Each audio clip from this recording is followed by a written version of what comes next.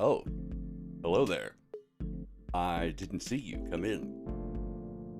How long have you been standing there? Not long, I hope. You didn't see that thing I just did, right? Good, good, excellent. Here's another episode.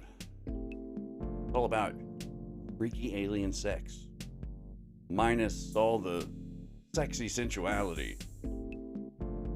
Overdone with academic flourishes. Takes everything sensual right out of it. Not that it was very sensual to begin with. Well, you be the judge. Get yourself a cognac, bearskin rug, and a spot by the fire. We delve into yet another episode of human, non-human sexual encounters. It's weird! It's real weird.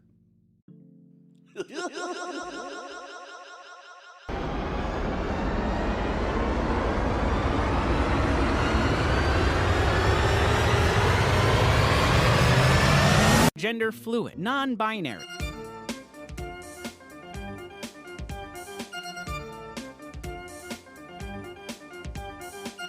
Hello. Hello. Excuse me. Hello, everyone. Welcome to the new year, 2026. Let's try and do it better this time.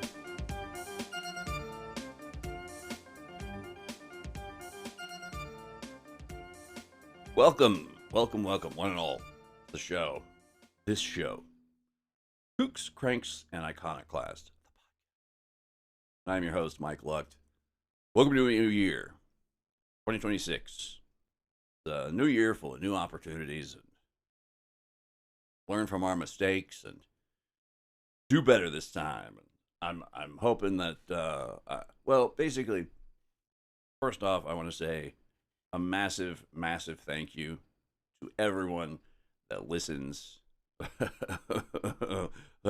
for longer than 10 to 15 minutes, who's following along with the ideas. The show started, just a quick recap for anyone new. This show started out under the basic concept of, yes, there are people who've been considered crazy, people who've been considered weird, even at times considered problematic. But that doesn't necessarily mean we always have to throw the baby out with the bathwater. Sometimes there are good ideas. Case in point, Henry Ford. Guy was a fucking Nazi. But you know what? People driving Ford trucks all over the place. People using his factory ideas to make things better. And he's a man who tried to start a crazy eugenics secret paradise compound in the jungle. But he's still very foundational to our everyday lives. So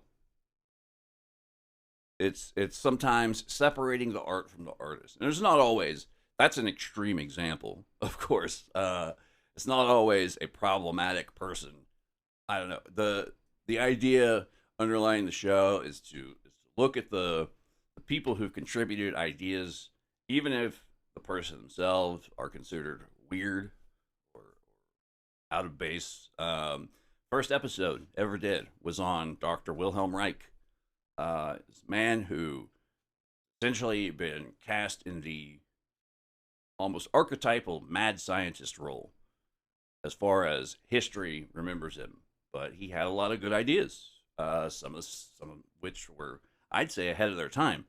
And a lot of his ideas are pertinent still today, especially to the way that society absorbs and redirects ideas about sexuality, for example. And he specifically will come into play today because this is part 3 in a continuing series on sexual encounters with non-human entities. And this research has taken me into some strange places, obviously. strange topic, strange concept, strange idea to begin with. But it's also taken me into some fields of research that, with everything specifically pertaining to recent events as far as ufology goes, the quote unquote disclosure movement, etc., there are certain ideas floating around that I feel need to be addressed, and we will get to that eventually. But one of the primary things that I think needs to be addressed as far as disclosure and ufology goes, it's a frightening prospect. It's a frightening idea for a lot of people, but it's the truth. Whoa, weird noises coming out of me. Okay. And that truth is one simple sentence. 3 words. We don't know. We don't know. What we quote unquote know about the others, whatever, aliens, we'll go with aliens in this particular uh, frame of reference. But we know next to nothing. As I've said before in other episodes, talking about ufologists and ufology in general, talking about aliens, etc. I believe one of the more pertinent episodes would be Dr. Carla Turner. Both attempts I made the Carla Turner episode, but she's a perfect illustration of what we can pin down about this kind of stuff, and that is that what we do know, what is real and what is measurable and what we can see with our own eyes, trauma. The trauma caused by interactions and encounters with the other. And I more and more am starting to believe that, hey, future me, quick note, interjection, suspect. Suspect is a much better word. The phenomena as a whole is transactional, greatly transactional. And a lot of it, I think, is a matter of you're going to get out what you put in. Now, another thing I kind of wanted to briefly address is that we talk on this show, especially lately, a lot more about folklore and how culturally we have these sort of, not necessarily maps, but at least, signs and guideposts that sort of realign where we can go with a lot of this stuff. And some old things, old gods and goddesses, old stories, it's all stories when you get down to it. And that's another thing that I will address later in this episode, that this is more or less battling stories. It's a war of stories. And everything is a war of stories. I mean, the Cold War, competitive narratives. And despite any lives lost in moments when the Cold War went hot, human life is gone, but the stories persist. So, either way, it's not like humanity is winning in any sense in the victory. The stories persist either way. The ideas persist, and that is what kind of, I'm not going to say, it intrigues me. We'll go with that. That's the best word I can use for it now, because the stories are what guide us. Ideas, notions, concepts, and I hesitate to assign a modicum of sentience or agency of any kind to stories and ideas. But the more and more I do research and the more I look into these ideas and the folklore, especially stuff that survived conceptually over the ages into today, the stories persist. We tell stories. We are stories. Our lives are stories. And it's how we live on. One way to live on. Telling our stories. It's okay to become a story. make sure the story's told. And it's almost as if stories do actually possess some sort of agency. And if ideas and concepts are able to manifest themselves in other ways beyond what we're used to, what we're normally seeing, like people will act a certain way based on their beliefs. And it's something that myself and others close to me, we've kind of come to this more and more of a deeper realization that it doesn't matter if you believe something to be true. The fact is that there are people who believe it and they will act a certain way. And this is kind of the crux behind a lot of what I've been researching and looking into and presenting lately. The idea that there are narratives in the world that will influence and dictate how people are going to act or react. And there is something somewhat frightening in that. I mean, there are prospects for good and bad. But narrative warfare, ideas like mimetic contagion, thought viruses, etc. How can we inoculate ourselves, for lack of a better term, against certain ideas? How can we go forward and maintain a level of agnosticism? Like, yes, maybe. We can continue with a maybe logic, to put it in Robert Anton Wilson kind of terms. It could be this, it could be that. Because the big thing is that I'm coming to more and more is that, especially in the fields of ufology, cryptozoology, conspiracy theories, religion, spirituality, it's a frightening prospect that no one is ready to commit to, and that's just that we don't know. I've said it before. Anyone who says they do know is either A, full of shit. Well, that kind of goes without saying, I guess. But B, trying to get you to join their cult. C, trying to sell you something. Or D, is just outright lying, trying to manipulate you, or deluded themselves. Only the madman is certain. And while we're talking about old ideas that persist to this day, I, without getting too deep into things, would like to please make a formal call, invocation, prayer, whichever model you prefer, to Lady Justice.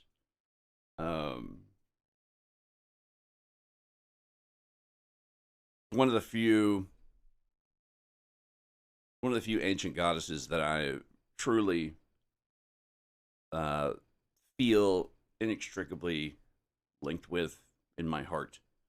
I don't consider myself a neo-pagan or anything like that, but there's just a lot of injustice in the world, and there's only so much that every individual can do. There's only so much that law enforcement and government and all these grand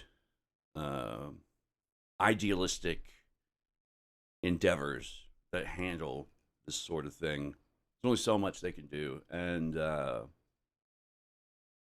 just truly hope that Lady Justice prevails and makes herself known in the future. There's not enough prayer, money, blood, sacrifice that I myself personally can honor up to appease Lady Justice. But I hope that her being blind has augmented her other senses, and that she hears this and makes herself known to the world going forward.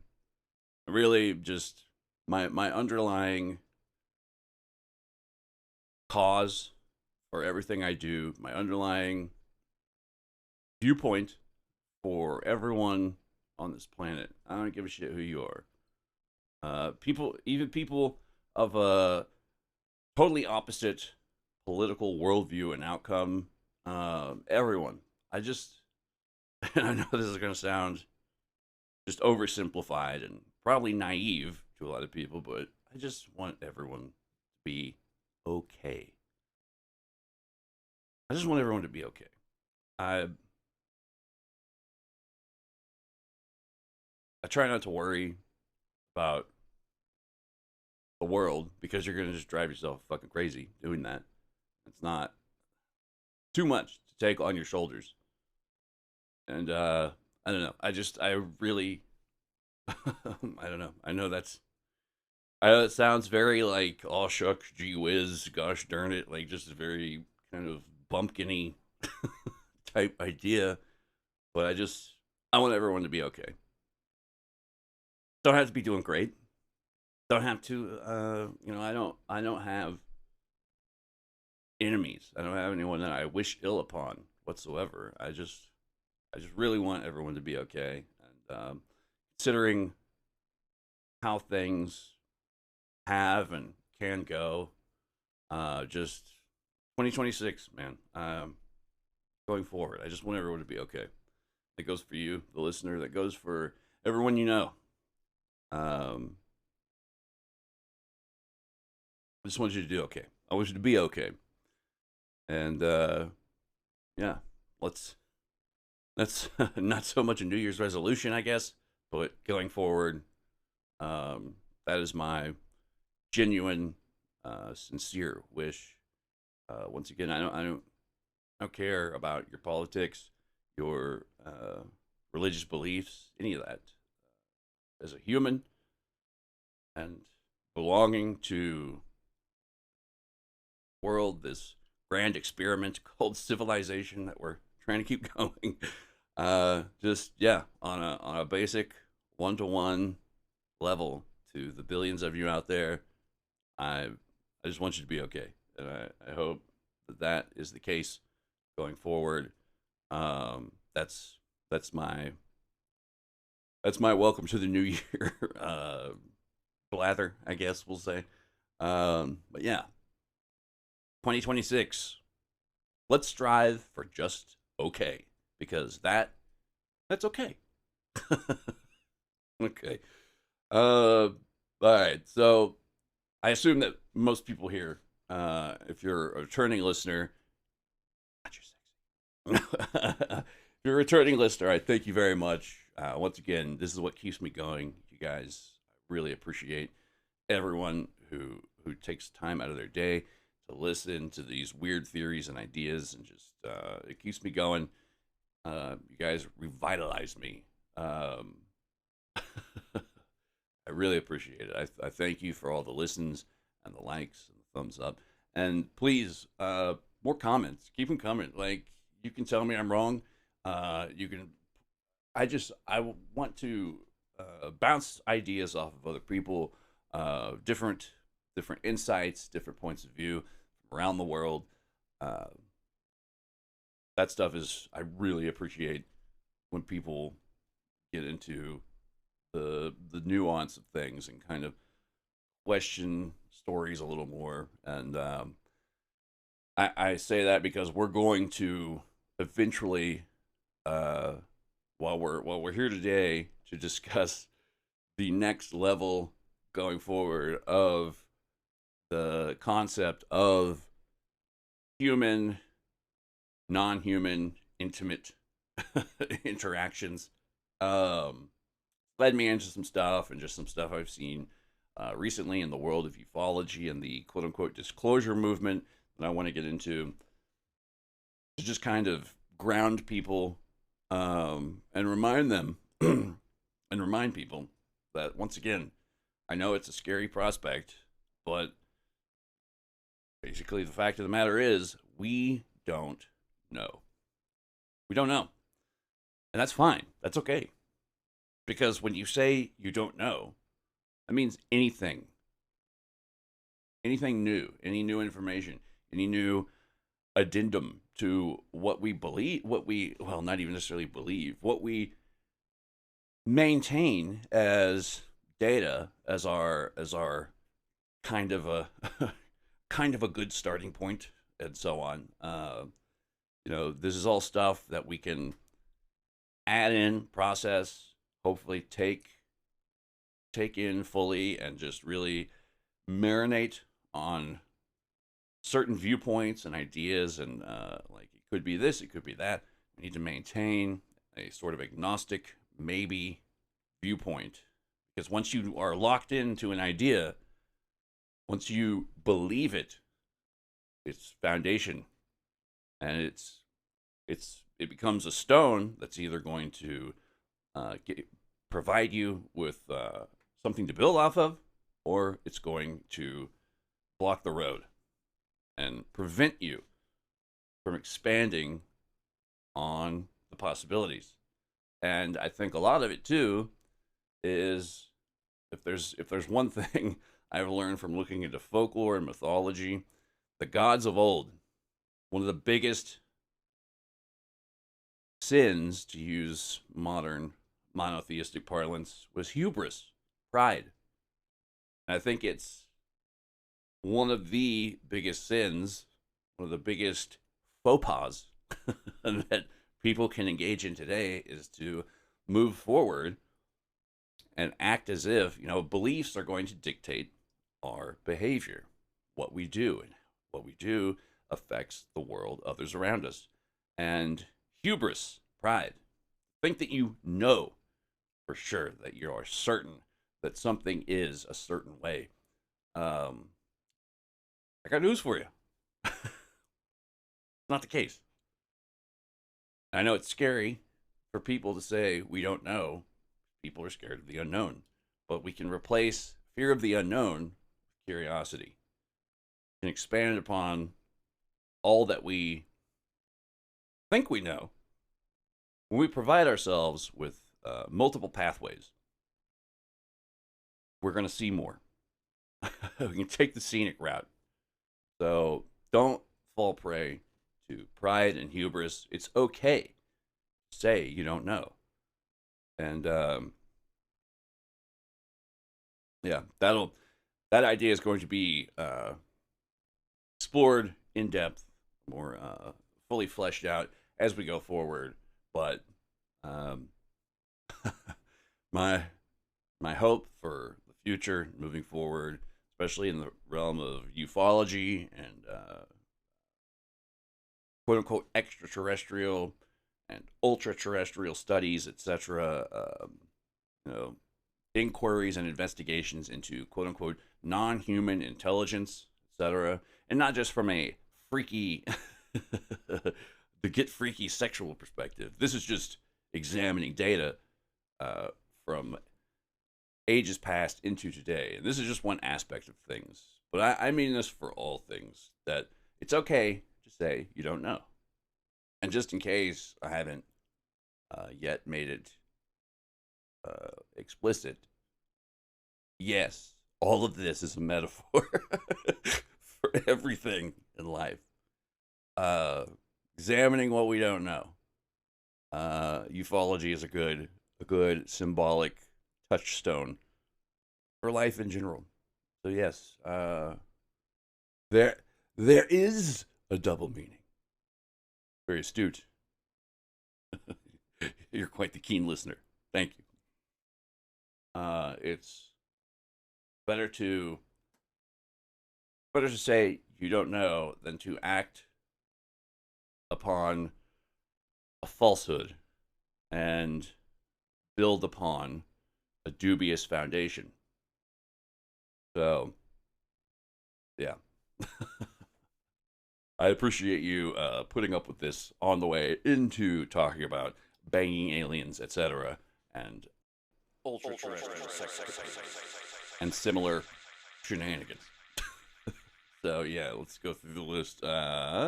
Happy New Year. I thank you, one and all. I appreciate you very much. You keep me going. You keep me young. That's quite an accomplishment for how fast I'm aging. And it's okay. Say, we don't know. But we can figure it out. We can get some good ideas going. And that's what we're going to do today, hopefully. But before we do that, let's hear a word from our sponsors.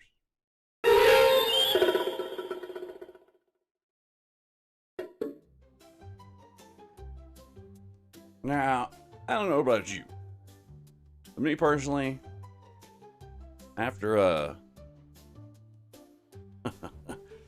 after a whole cold season of conjuring up ultra terrestrials to get intimate with, well, it takes a lot of drinking, probably. I'd assume. I don't know. I'm working entirely off hypotheticals here. And, you gotta imbibe a little. It's been a hectic holiday season. Probably had a few drinks. Gotta keep going. Gotta keep going in the new year. And hangovers are not going to help one bit. But you know what? That's okay, because we've gone a way around hangovers. That's where liqueur comes in. Liquure. Liqueur gummies help prevent hangovers. Liqueur gummies combine DHM, milk thistle, B vitamins, and ginger root to help your body recover after drinking.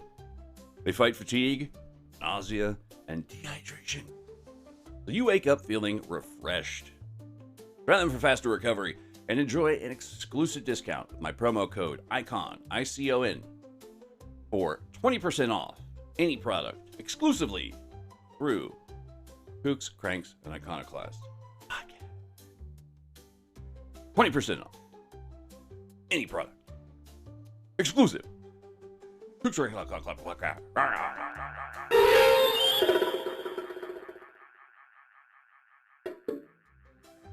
Yes, it's been a hectic holiday season. Things don't seem to be slowing down in any way. And that hecticness, good. Things are jumping, things are vibing. But the hecticness, that hectic environment, that hectic mindset, can wear down on you. You gotta relax. Take it down a notch. Need help? Well, it's out there. It's called Shimmerwood Beverages. That's right. Comes in a can. It's that easy. Shimmerwood's award-winning CBD seltzers combine full-spectrum CBD with natural fruit shrubs, delivering a refreshing, stress-relieving drink that eases tension and promotes relaxation.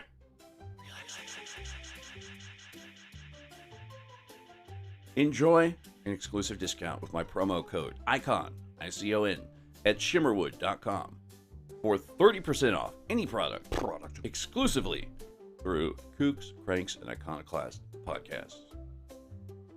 Exclusive! 30% off any product. Shimmerwood.com. Brilliant!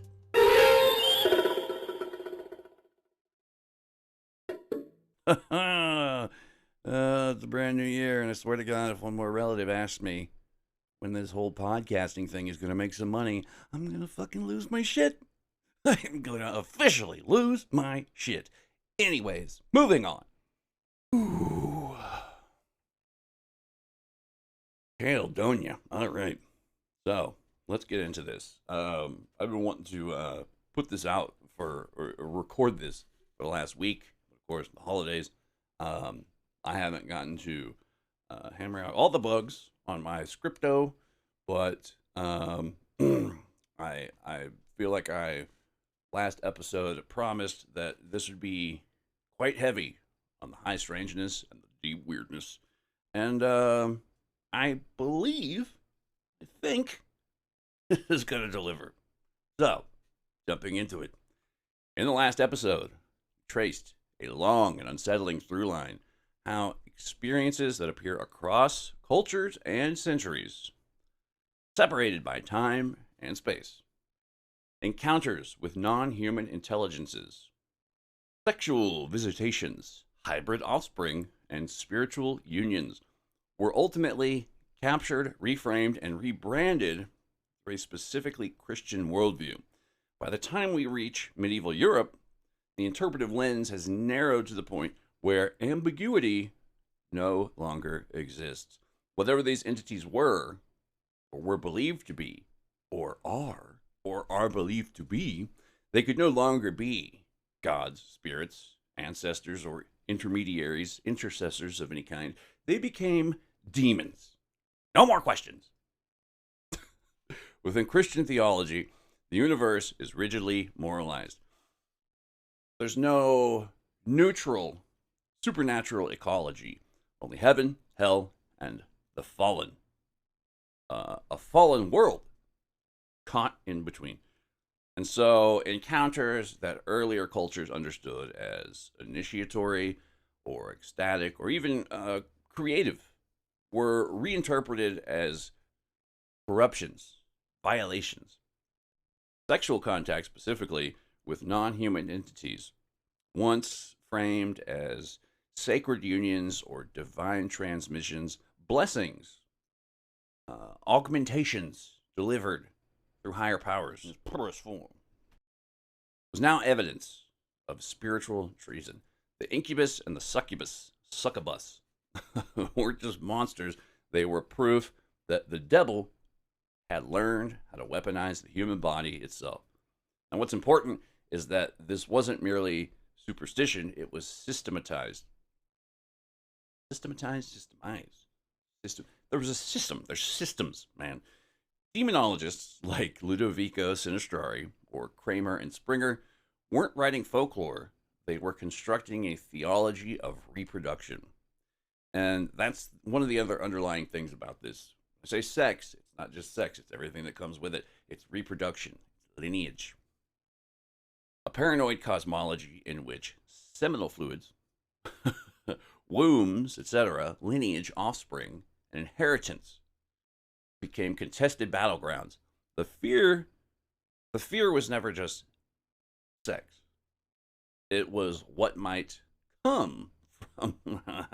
I'm a grown man. Stop it. It was what might come from the product of these unions, basically. Who or what might be born if boundaries between the human and the non-human were allowed to blur. And yet, as we explored last time, the irony is impossible to ignore. The very institutions that were tasked with suppressing most of these ideas, the inquisitions, the courts, the witch trials, the burning times, something will clear that up, ended up obsessively documenting them in extreme, often pornographic detail. In their attempts to catalog evil, they preserved some of the most explicit, disturbing, and imaginative, we'll give them that much at least, imaginative accounts of human, non-human intimacy ever recorded. And what emerges is less a history of demonic threat, more a psychological inkblot, a Rorschach test of a culture profoundly anxious about desire, agency, inheritance, and control. So, we move into this episode. We're still standing somewhat inside that Christian framework, chronologically, conceptually. The demons are there. The vocabulary is fixed. The panic is institutionalized. Now we're going to do something a little different. Now for something completely different. We're going to step sideways and ask what else might be going on beneath the theological surface. What happens when we compare these quote-unquote demonic encounters to parallel traditions that didn't interpret them as corruption, but as a technology, ritual, or even proactive, participatory evolution? Holy shit. We're going to be X-Men. In a world that hates and fears mutants. Once you do that, the story stops being about sin and starts being about transformation. Technology, technique, come from an older word, techne. Technique and technology, two different ways, arriving at the same point. In this episode, we're going to push far beyond the medieval courtrooms and into much stranger territory. We'll compare alien abduction narratives to Tibetan Buddhist death rituals.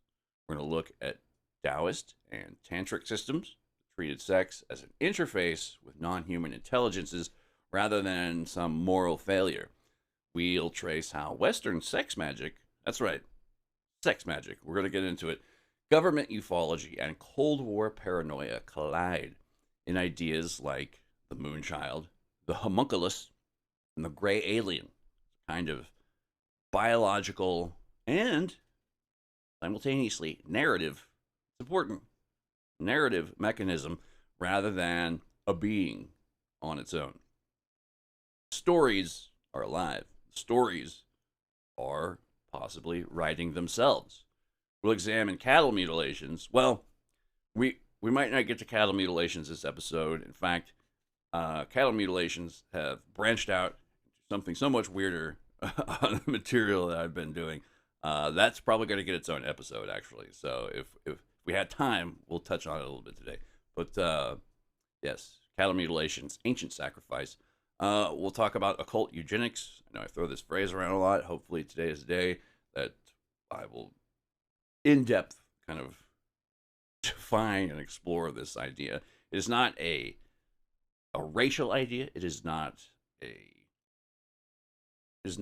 a socio-political, well, it kind of is, but the ideas of occultism as applied to the conception and lineage of offspring.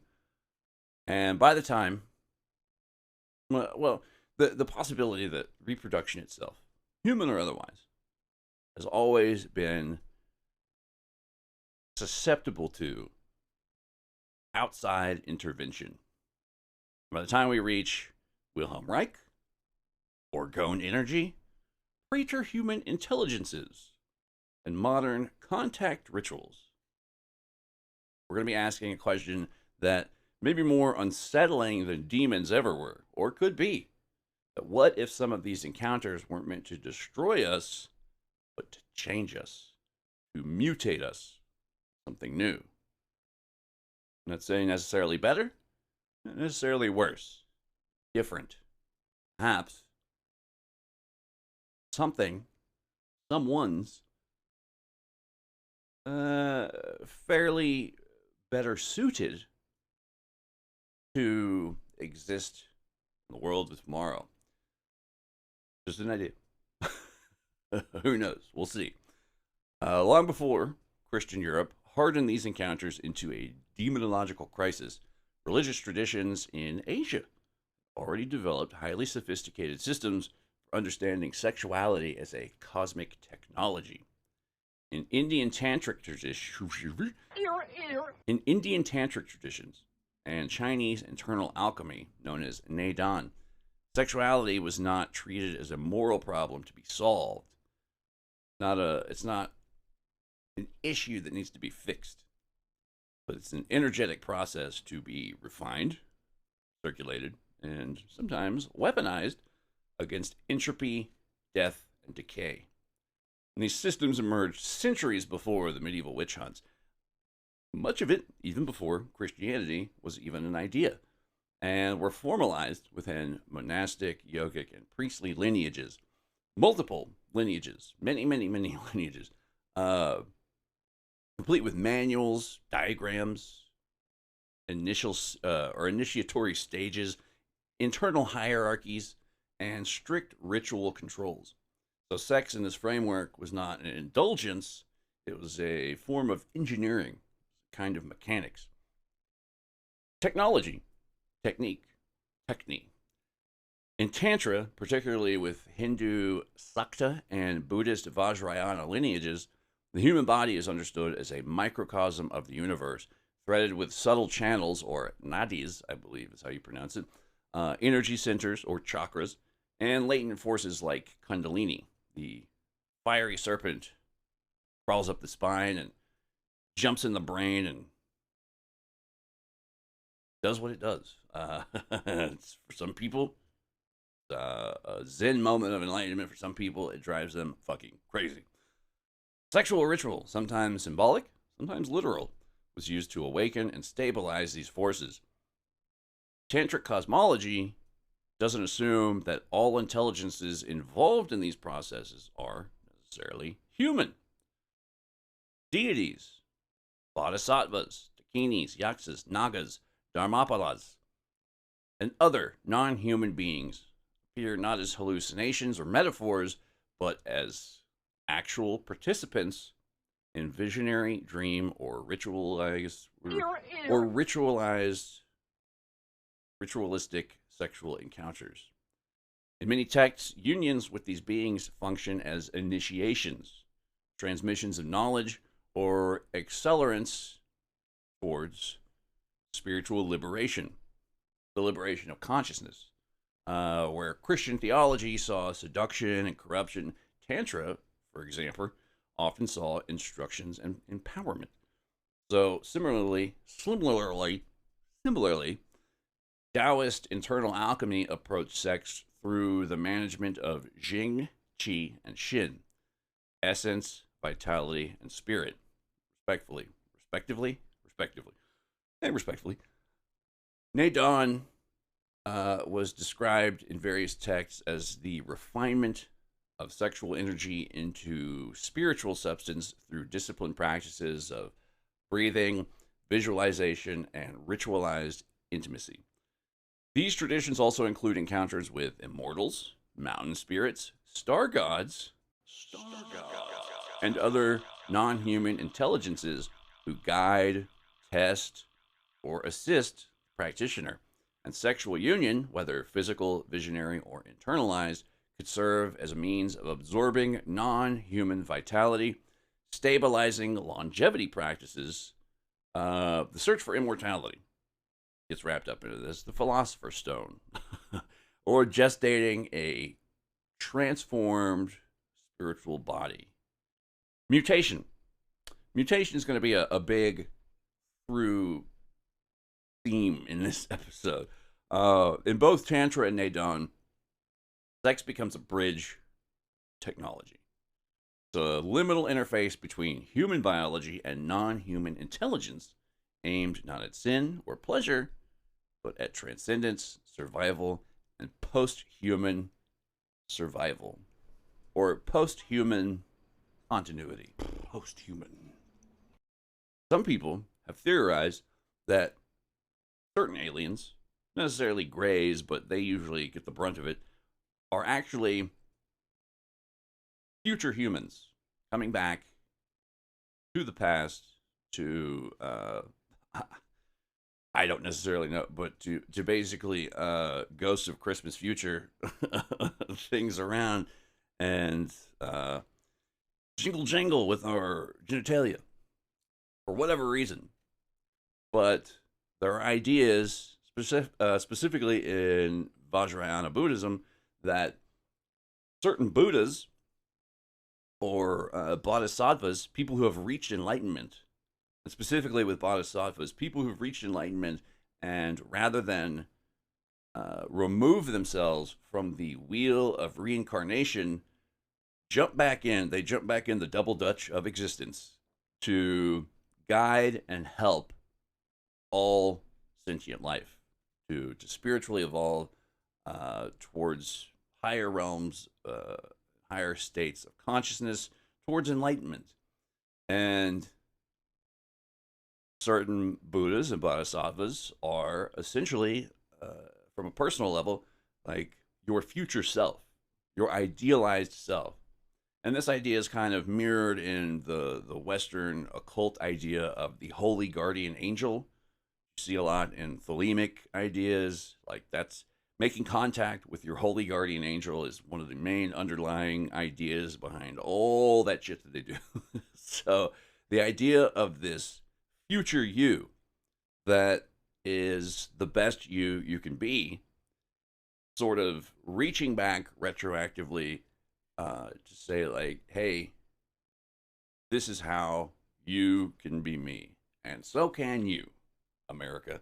But that's kind of the basic underlying idea. I just find that the three have, I mean, obviously, you look at these Eastern mystical practices and Western esotericism and occultism, it's not surprising that the ideas will mirror each other there so much. But when you take the concept of aliens as future humans coming back to for whatever purpose, that's where things get murky with the aliens. But as far as the mystical practices go, it's to improve the practitioner and guide you towards enlightenment or becoming some kind of just empowerment, a betterment, and reaching a level that is essentially post-human.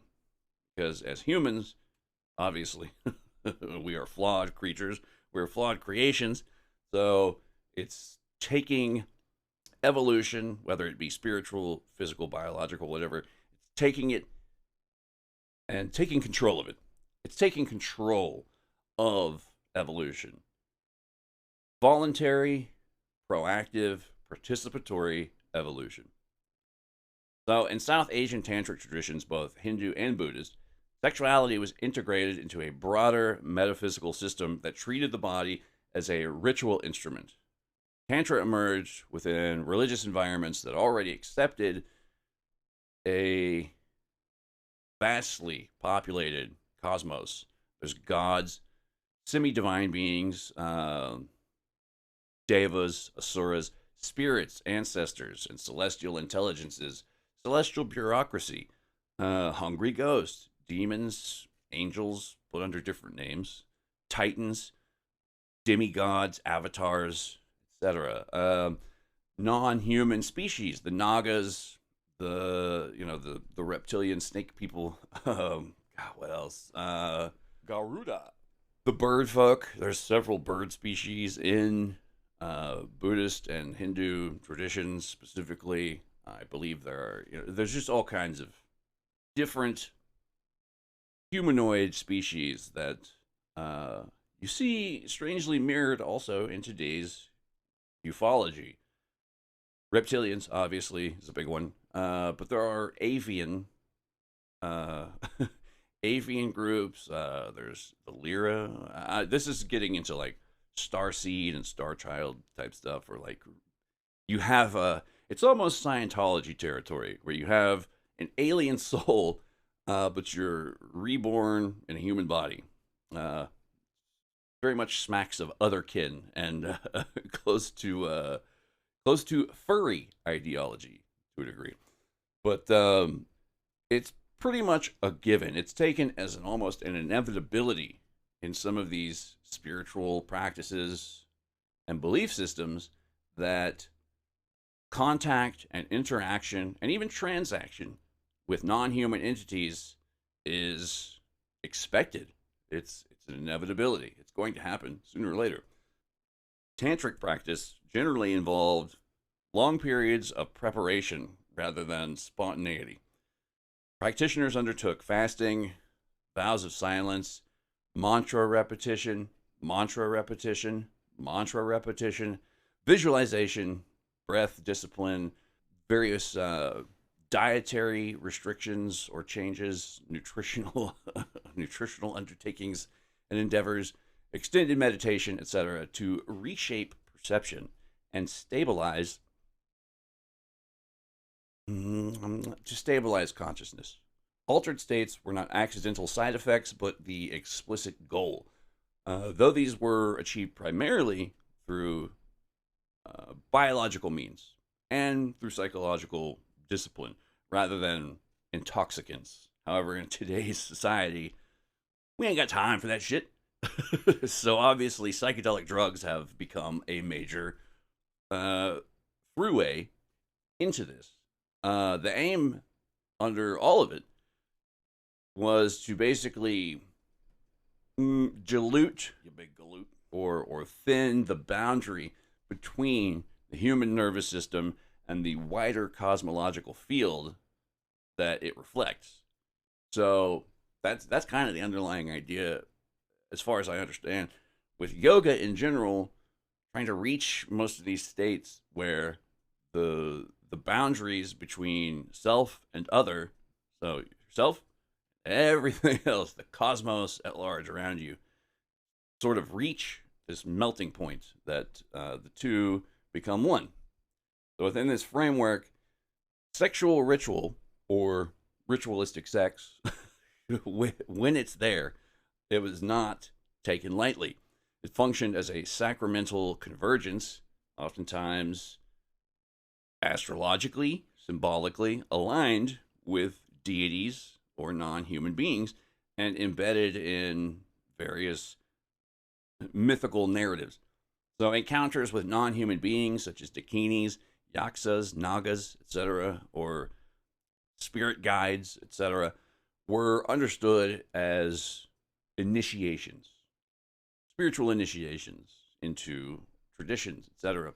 And these beings were not predators, but specialists, intelligences associated with thresholds, liminality, death, rebirth, and hidden knowledge.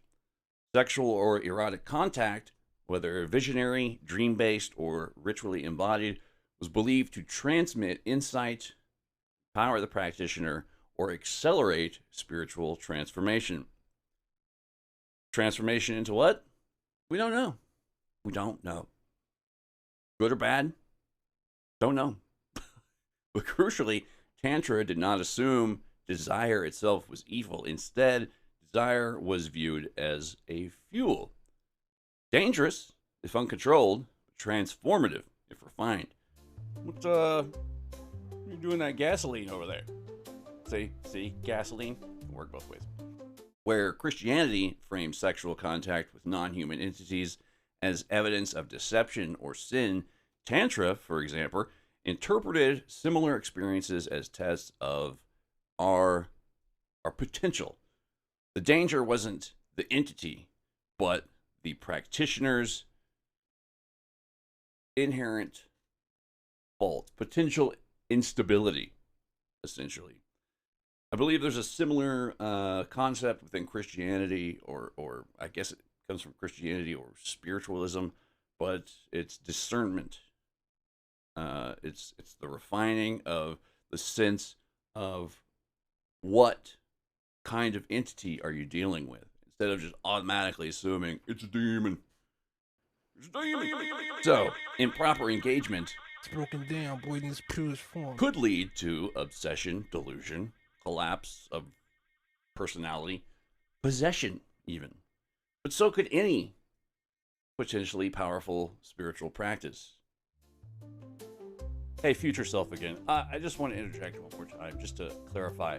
I'm not trying to pick on anyone's religion, but we've all seen, I think most of us have seen, the film Mars Attacks, and how certain viewpoints going into potential contact color our perceptions and could result in a very negative outcome. But once again, it's getting out what you put in. So just want to clarify that real quick. All this stuff has a built-in oh shit moment. not a awe-inspiring moment, but it just too much of anything is bad. Ice cream headache. Socially, these traditions occupy an ambiguous space. Tantric specialists were often feared, respected, or begrudgingly tolerated. Their practices were rarely mainstream and were frequently restricted to initiatory lineages, guru to disciple. Importantly, however, they were not typically framed as existential threats to individual and civilization at large. They were dangerous because they worked, because they violated a divine law, but because results were you could see the results. In China, Taoist internal alchemy developed along parallel lines, but with a different emphasis, where Tantra focused on liberation and enlightenment. Neidan, or internal alchemy, was obsessed with longevity, transcendence, and oddly enough, the production of an altered being, an altered self, but separate from self, often described as an immortal embryo, quote unquote, or a spiritual body cultivated within the practitioner. Sexuality played a role not as a moral expression, but as a biological resource to be refined, reconfigured. Nadon viewed the human organism as a closed energy system composed of Jing, essence, Qi or Qi, vitality, and Shin or spirit. Sexual activity was recognized as very powerful because it directly affected Jing, essence, the most precious and finite of substances. So rather than suppress sex outright, internal alchemy sought to redirect the effects. Ritualistic intimacy, visualization, breathing exercises, and breath control, and meditative absorption were used to transform sexual energy into higher orders of spiritual substance. Encounters with non human intelligences appear throughout Taoist literature in the form of immortals, stellar beings, mountain spirits, ancestral entities, and celestial bureaucrats. Yep, even in the sky. These beings were not demons in rebellion against a singular god, but functionaries, embodiments of cosmic events and forces. Administration. They oversaw or epitomized various natural functions in existence. So sexual or erotic encounters, again, often visionary or internalized rather than literal, were understood as exchanges of vitality, instruction, or authorization. Sometimes the text will describe unions with star spirits or immortal consorts as part of an advanced cultivation technique, facilitating the gestation of a non-ordinary body, of a separate but still same physical body of the practitioner that will survive death. So preparation in these systems emphasized discipline, moral alignment, dietary regulation, and environmental isolation rather than ecstatic abandon. It ain't just for the lusty lulls. The practitioner didn't seek possession, but alignment, harmonization with these forces or entities. Contact occurred not through surrender, but through resonance, becoming compatible with non-human intelligences by restructuring one's internal state. And this is where ideas like esoteric physiology, once again, chakras, the nervous system as it was understood in these systems, as far as like their use as a medicine or, health-wise goes. This is where a lot of that stuff comes from. I mean, it obviously started out as medicine, and there is quite a good deal of health and wellness techniques and learning that came out of this stuff. But the idea is that interaction with these other beings, it's not, how to put it? It's basically, or this goes in also with what I was saying about the idea of occult eugenics, because if this stuff is being realigned or repurposed for specifically the birth of a physical child, offspring, lineage, what have you, there's obviously potential occult avenues of power or energy that can be directed into the act of conception. So, hey, if we monitor our cycles, etc., various cycles, it doesn't just have to be the lunar cycle, but lunar floods, Menzies madness, werewolfism, etc. It's odd that, I don't know, just the poetic, symbolic line through all of it. But essentially, aligning and intermingling all these systems and ideas before engaging in the conception of a child, that's basically the crux of what I'm talking about when I mention occult eugenics. And I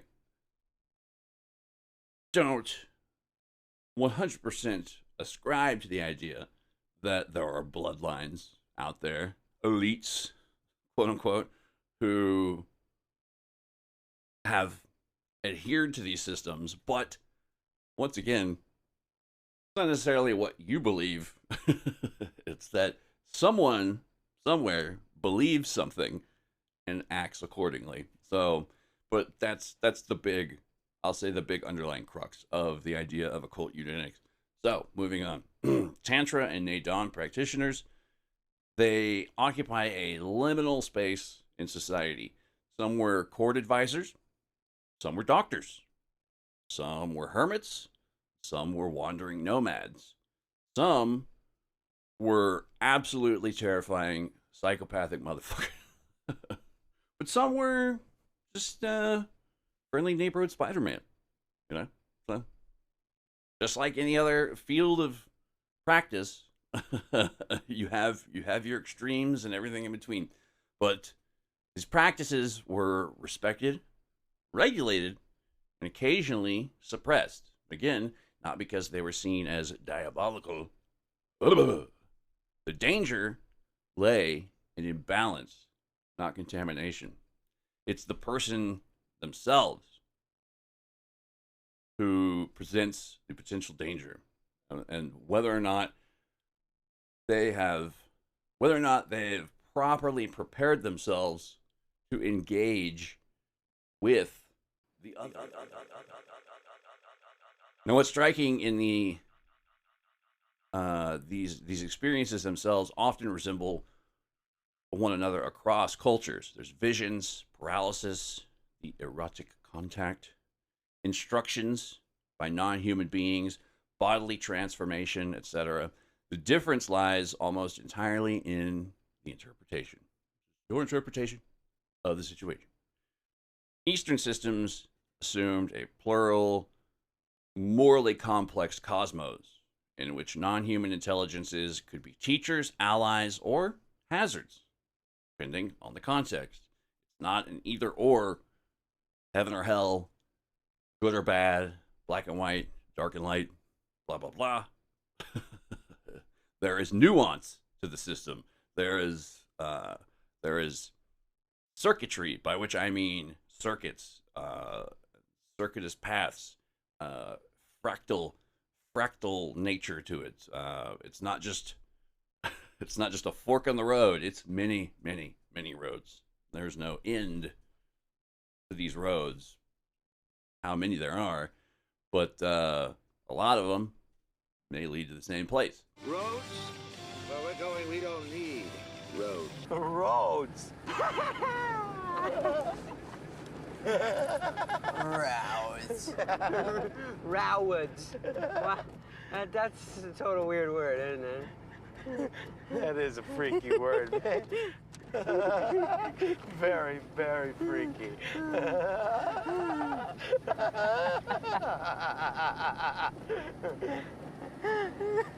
I'm stoned. So are you. A lot of them, other places. You know, that's purposefully vague, I guess, but we'll get into it more down the road. So, medieval Christianity just assumed a binary universe in which any non-sanctioned intelligence must be evil. So in other words, the East, and we're going to get into this idea more down the road as well, as it posits for the state of ufology today. But in other words, the East built systems and technologies and techniques of engagement, while the West constructed theologies of prohibition, fear, and icky bodily, just gross. So basically, to sum it up as easily as I can, while the vast majority of people were engaging in a protracted, ages-old debate of yuck v. yum, state calls case of yuck v. yum a very small demographic of nominally societal fringe dwellers, outsiders, etc., were engaged in a speculative investigation of potential nutritional values trying to devise a diet that was fit for the next stage in human evolution. Doesn't matter whether it was yuck or yum. it was the the overall payoff from a nutritional and biological standpoint. Bit of a mixed metaphor, but I think you get the idea. So once you recognize the distinction, it becomes harder to dismiss later phenomena, such as alien abductions, sexual contact narratives, hybridization myths, as purely modern or, recontextualizations. Instead, begins to look like reoccurrences of an ancient phenomena humanity has been dealing with for quite some time and has yet to solve. What happens when biology, consciousness, and something non-human intersect? Once again, it's okay, perfectly all right. Say, we don't know. We don't know. Now, just a quick aside, without getting too deeply entangled into the weeds on this, this is where I want to briefly mention Crowley's lamb entity. It's a specific aspect of the gray alien phenomena, which we'll delve into further down the road as well. I just want to bring this idea up now, as we've just mentioned, one of the central tenets or core practices of Neidan, the internal sexual alchemical system of Taoism. In Taoist Neidan, inner alchemy, one of the central goals is the cultivation of what's sometimes translated as, quote unquote, the immortal embryo, quote unquote, a spirit fetus, a sacred fetus, quote unquote. This is not metaphorical in the modern psychological sense. It's described as a secondary body, gestates within the practitioner through various energetic, sexual, and meditative operations, practices. So over time, this embryonic entity will, or is believed to, is said to mature, detach, and eventually operate independently of the biological body, capable of its own perception, movement, and even survival beyond physical death. Very reminiscent of a tulpa. So what's critical here is that this other self is neither imagination nor hallucination, and classical texts treat it as a real ontological product, an actual thing, something grown, stabilized, and quote-unquote birthed through various disciplines and techniques. So in other words, Neidan doesn't aim at transcendence by escape, but by manufacture. This is where the connective tissue to Western esoteric traditions becomes much more pronounced. Crowley's lamb entity, first appearing in 1919 in the from out of his Amalantra working, I believe that's how you say it, has long been interpreted as an intelligence contacted through ritualized altered states. Lamb is famously depicted as a thin, androgynous, egg-headed being. An egg symbology. Oh man, the egg symbology is all over the place. Often retroactively associated with what modern culture would label a gray alien. Stepping back from that contemporary framing, however, what matters is the symbolic grammar that Crowley himself emphasized.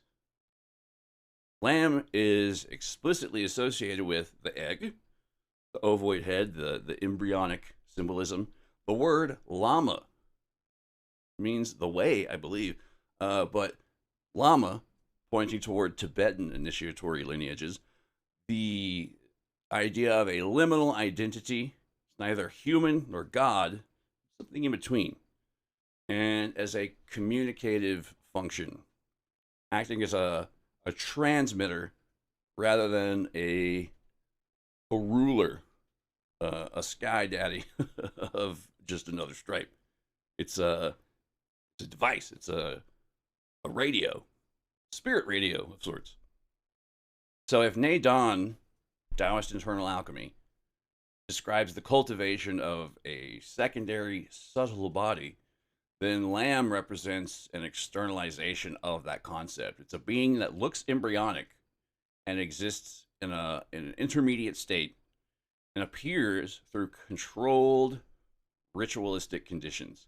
This may also bring to mind the idea of tulpas. The concept is somewhat misunderstood in the West, but pretty locked on. Probably also worth mentioning that, and I'm not the first to point this out, gray aliens seem to share an uncanny physiological resemblance to the human fetus. Very fetile. Fetal? Resistance is fetal. Make of this what you will. It's just very odd that gray aliens are so entrenched in all this reproductive narrative and look the way they do. And I don't think that is, I don't think that's a mistake or an accident of any kind. I think it's telling, psychologically speaking, but moving on. So basically from here, the question becomes uncomfortable, icky feeling, but unavoidable. Are these traditions describing different forms of interface for the same underlying phenomena? Not aliens as some, not in a sci-fi sense, but as manufactured intelligences, subtle bodies, or non-human agencies, accessed through disciplines or repeatable ritualistic techniques. So across esoteric systems, the figures who transmit these techniques are rarely, if ever, fully human. They're watchers, intermediaries, intercessors, messengers, or culture bringers, progenitors of civilization. They're entities who arrive, deliver instructions, and then leave. So in Taoism, these include immortals who have already gone through the process and perfected themselves, quote unquote, perfected themselves, reached that ideal peak. In Western esotericism, as mentioned before, you have the holy guardian angels. There's also the secret chiefs, or a phrase that will pop up quite often and will, in both the literature, quote unquote, and today's episode, praeter-human intelligences. Just what the fuck is a praeter-human intelligence? We'll get into it. But and also Tibetan traditions, they manifest as dakinis, which are like sky nymphs.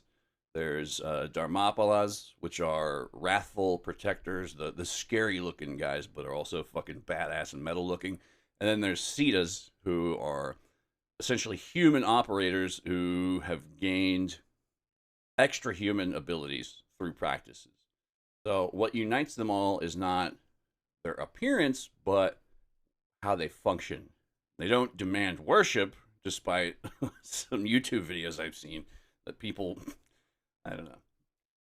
There's a lot of claims that people have met DMT entities who demand worship, but I feel that that's a misrepresentation of the situation, or misunderstanding on the psychonauts part, whatever you want to call it. But they don't demand worship. They're delivering a method. They appear at thresholds, initiations, visions, transmissions, and are almost always associated with non-standard births, altered bodies, or extraordinary origins. Which brings us to a case in point, Padmasambhava. Padmasambhava, also known as Guru Rinpoche, or as I've seen him referred to on occasion, the Quantum Buddha, is not merely a historical teacher in Tibetan Buddhism. He is a mythotechnical figure, I guess, for lack of a better term. His biography is inseparable from symbolism, initiation, and transmission. According to the traditional accounts, Padmasambhava was not born man and woman, but emerged fully formed from a lotus blossom, already possessing perfect awareness, speech, and mastery of technique. And this is not incidental mythology, it's a declaration of non-human origins, at least of non-biological origin. So, following his miraculous emergence, Padmasambhava occupies the singular position within, or a singular position within Tibetan Buddhism. Not merely a saint or philosopher, but as a progenitor of civilization, a bringer of evolution. He's credited with bringing the practice of Vajrayana Buddhism into Tibet in the 8th century. More specifically, with adapting Indian tantric techniques to a cultural landscape already saturated, slathering, just dripping wet with various indigenous spirits, demons, non-human forces, etc. So rather than erasing these entities, Padmasambhava is said to have confronted, subdued, and repurposed them, gave them cushy new government jobs in the celestial bureaucracy, binding local spirits as protectors of the Dharma, and integrating them into ritual practices. So this alone makes a profound departure from the more restrictive or renunciatory religious models in the West. And the non-human is, instead of outright denied, it's incorporated. So central to Padmasambhava's transmission is Tantra. Central to Padmasambhava's transmissions are Tantra, or is Tantra. Not as an erotic spectacle, but as applied metaphysics. So tantric sex rituals, when they appear, aren't indulgent or symbolic in the modern sense. They're technical operations involving, once again, breath control, visualization, bodily fluids, repeated mantras, and synchronized intention. Intent and expectation are going to be two concepts that very much are integral to this whole idea. So the sexual union of male and female principles, often framed as wisdom and method, are treated as like laboratory conditions in which altered states of consciousness, energy circulation, and the dissolution of identity or ego can be systematically and reliably induced, just like a laboratory experiment.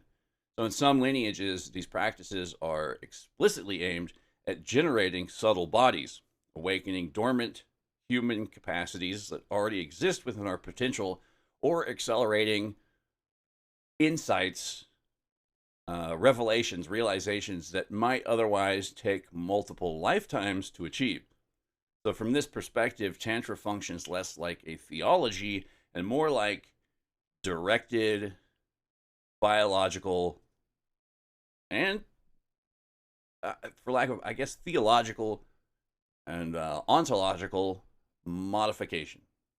Once again, the idea of voluntary, participatory evolution. The human body is not just a static form, just a given, but a protean being. Like it's capable of shape-shifting on every level. So it's something that can be reprogrammed through specific techniques to interface with forces, entities, intelligences, or states of being that lie outside of ordinary human experience and perception. So Padmasambhava's role then is not simply a teacher, but a systems engineer, a code monkey, delivering a toolkit designed to push human experience beyond the default settings. So this is where the deeper implications start to surface. If these practices are understood as technique, technology, techni, then they resemble something like proactive evolutionary mutation, a deliberate attempt to guide human development through a ritualized interaction with non-human or semi-human forces.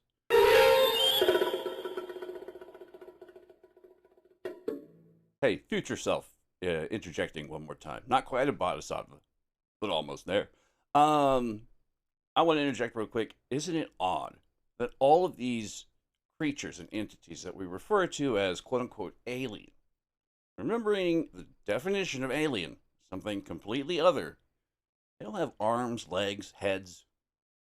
Built very much like us.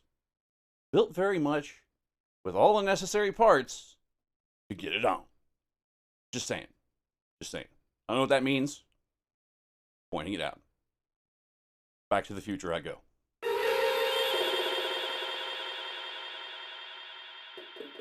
Up, future self. We must make an exception for the Greys, what with their lack of genitalia, etc. But I don't know. They could be wearing suits. We don't know. We don't know, and that's okay. We're good enough, smart enough, etc. Back to the show. So rather than waiting for biological evolution to act blindly and just as a non-sentient mechanism of evolution, Tantra proposes the shortcut: direct intervention through consciousness, embodiment, and controlled transgression. Sometimes dietary, sometimes sexual, etc. And these methods are always transmitted by figures who themselves are framed as something already beyond human. They're born outside of a womb, outside of regular human procreation, and generally arrive fully formed and leave without ever indicating that they age or decay or die in any way. Oanis came from the ocean, taught civilization, etc. I mean, it's either from the sky or from out of the oceans. These bringers of civilization show up, and it's often somewhat handy plug-in to the missing links in our evolution. These stories pop up in every culture where, chimpanzee maybe ate the mushrooms, and the god living, or the alien technology, or not the alien intelligence, whatever you want to call it, living inside the mushroom, changed humanity for, I would say, the better. We're not constantly participating in cannibalistic murder orgies, so that's good. We got that going for us. As we move forward, the pattern repeats again and again. Non-human teachers arrive. They deliver techniques. Those techniques alter bodies, identities, and perceptions. And what emerges is not enlightenment necessarily in like the abstract, but new modes of being, of thought, of action, hybridized. It's unstable, often unsettling, but you wake up tomorrow with webbed fingers and toes, be a little freaked out. But man, your lap time at the pool is going to be out of sight. So I'm sure there are much better metaphor. I'm sure there's much better metaphors than that, but I'm pressed for time here. So Padmasambhava is just one of the clearest early examples of this pattern, and one who, luckily enough, fits within the ideas of Tantric Buddhism and a system that has codified sexual interactions with non-human entities. The ancient Greeks, Greco-Romans, had this too. I mentioned it in previous episodes, Hieros Gamos. And that same concept, that idea of Hieros Gamos, like the mystical, magical, ritual wedding night with a god or goddess, that's in Sumerian and Babylonian and just the oldest human civilizations. And it sets the stage for everything that followed. The lotus, like the egg, functions as a symbol of gestation. Self-contained, it's a cocoon, pure, despite emerging from impurity, a structure that produces form without sexual reproduction. And Padmasambhava's role is precise-ish. He doesn't invent Buddhism. He translates it into a technology compatible with Tibet's spiritual ecosystem. He introduces tantric methods that involve visualized deities as operative forms, mantras as vibrational tools. What is it? Cymatics. Mantras, cymatics. The one singular syllable.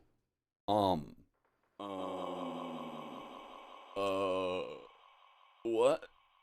The vibration of which resonates outwards and unfolds creation. It cascades into all that is. Consciousness engaging with fear, death, and non-human forces. This was systemized and codified through the teachings of Padmasambhava. And some of this largely, granted, already existed within these systems, but he shows up and further develops and enriches these ideas. So he's described as taming hostile entities, not by destroying them, but by binding them into service. From a modern lens, this reads less like religious conversion and more like protocol installation, if you want to get technical. And then there's subtle parallels to ufology that begin to come through, not in the style, but in the structure. So Padmasambhava arrives from elsewhere. He possesses advanced knowledge inaccessible to the locals, to the backwoods monkey bumpkins. Hey, future self again. By which I mean human beings in general, not the Tibetan people. Fortunately, we live in a world where I have to fucking clarify this, but that's what I mean. So, moving forward. He modifies an existing culture's symbolic language, ritual practices, etc. And he leaves behind instructions designed to reproduce altered states and non-ordinary encounters, just like a lab experiment. Reproductive results. No double entendre intended, I don't think. And he promises that these methods will allow future practitioners to interact with the same non-human intelligences that he encountered. Not revelation, not faith, but replication. Replication, replication, replication. Across cultures and continents, the idea that transformation requires direct intervention into the body and soul appears again and again in shamanic traditions. Shaman, long predating Buddhism. Anthropologists have documented countless initiation rites involving what is often described as spirit surgery. The shaman is ritually dismembered, hollowed out, or opened up, only to be reassembled with something new placed inside. So among Siberian and Mongolian shamans, where you see the oldest traceable forms of shamanic practice, this appears as iron bones or crystallized organs, magic stones. In Amazonian traditions, stones, darts, or luminous objects are inserted into the body. Australian Aboriginal accounts describe the removal and replacement of internal structures during dreamtime initiations. The message is consistent across all these forms, that the old human configuration is insufficient, and to function in a liminal role between worlds, and even something post-human, something has to be added. What's striking isn't just the violation of the narratives, but their precision. They're not vague metaphors for personal growth. They're procedural accounts of alteration, upgrades, reintegration of a body returned from elsewhere with foreign elements now functioning as tools, sensors, conduits, downloadable upgraded material. Modern encounter narratives, like the language changes, but the structure remains weirdly intact. Missing time, paralysis, invasive procedures, and the later discovery of anomalous objects, chips, implants, fragments embedded within the human body. Different cosmology, same architecture. And it's within this long lineage of ritualized disassembly and reconstruction that the Tibetan Buddhist ritual of Chode makes its appearance. Not as an anomaly, but as a refinement. Now, the Tibetan language is incredibly unique, very, nothing like it. So, Chode, C-H-O-D. Other than conjuring to mind Beavis and Butthead, as well as the similarly named Chode ritual in the Stephen King books that are used to combat it. Chode ritual is important for this exemplifying ritual technique. Chode, often translated, and it's pronounced like God or something like that, but for the sake of time and simplicity, I'm just going to refer to it as Chode. So Chode often translates as cutting through or severance. It's one of the most extreme ritual systems to emerge from Tibetan Buddhism, and it represents a kind of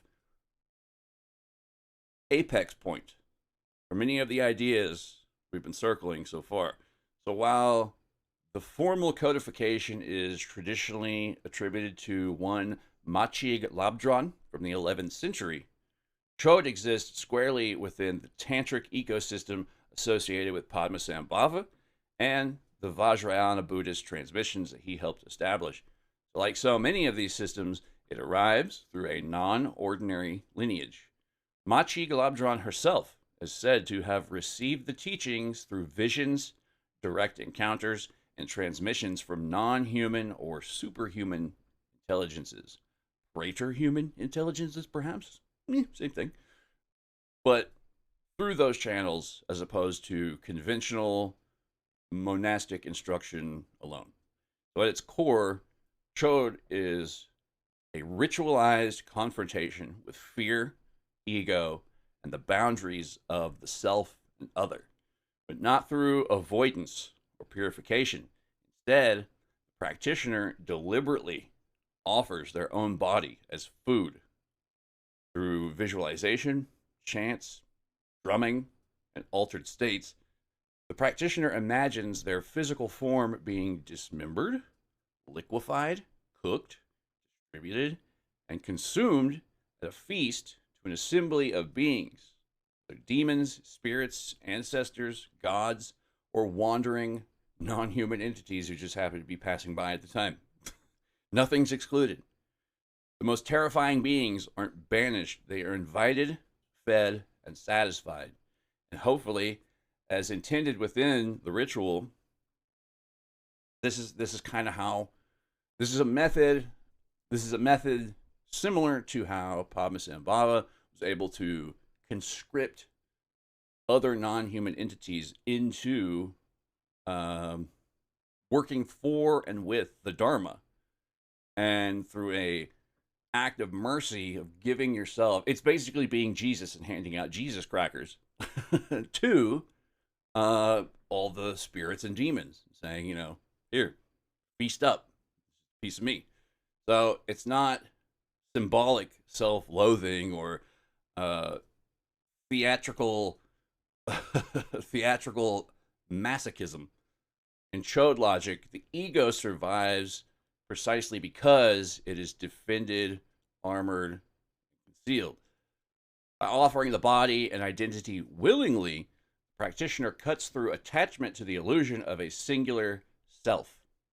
So the ritual dissolves the boundary between subject and other, self, other, predator and victim, human and non-human. And what remains is a state of radical openness in which fear loses its leverage and previously hostile entities are transformed through recognition and satiation. And the boundaries between, to put this in a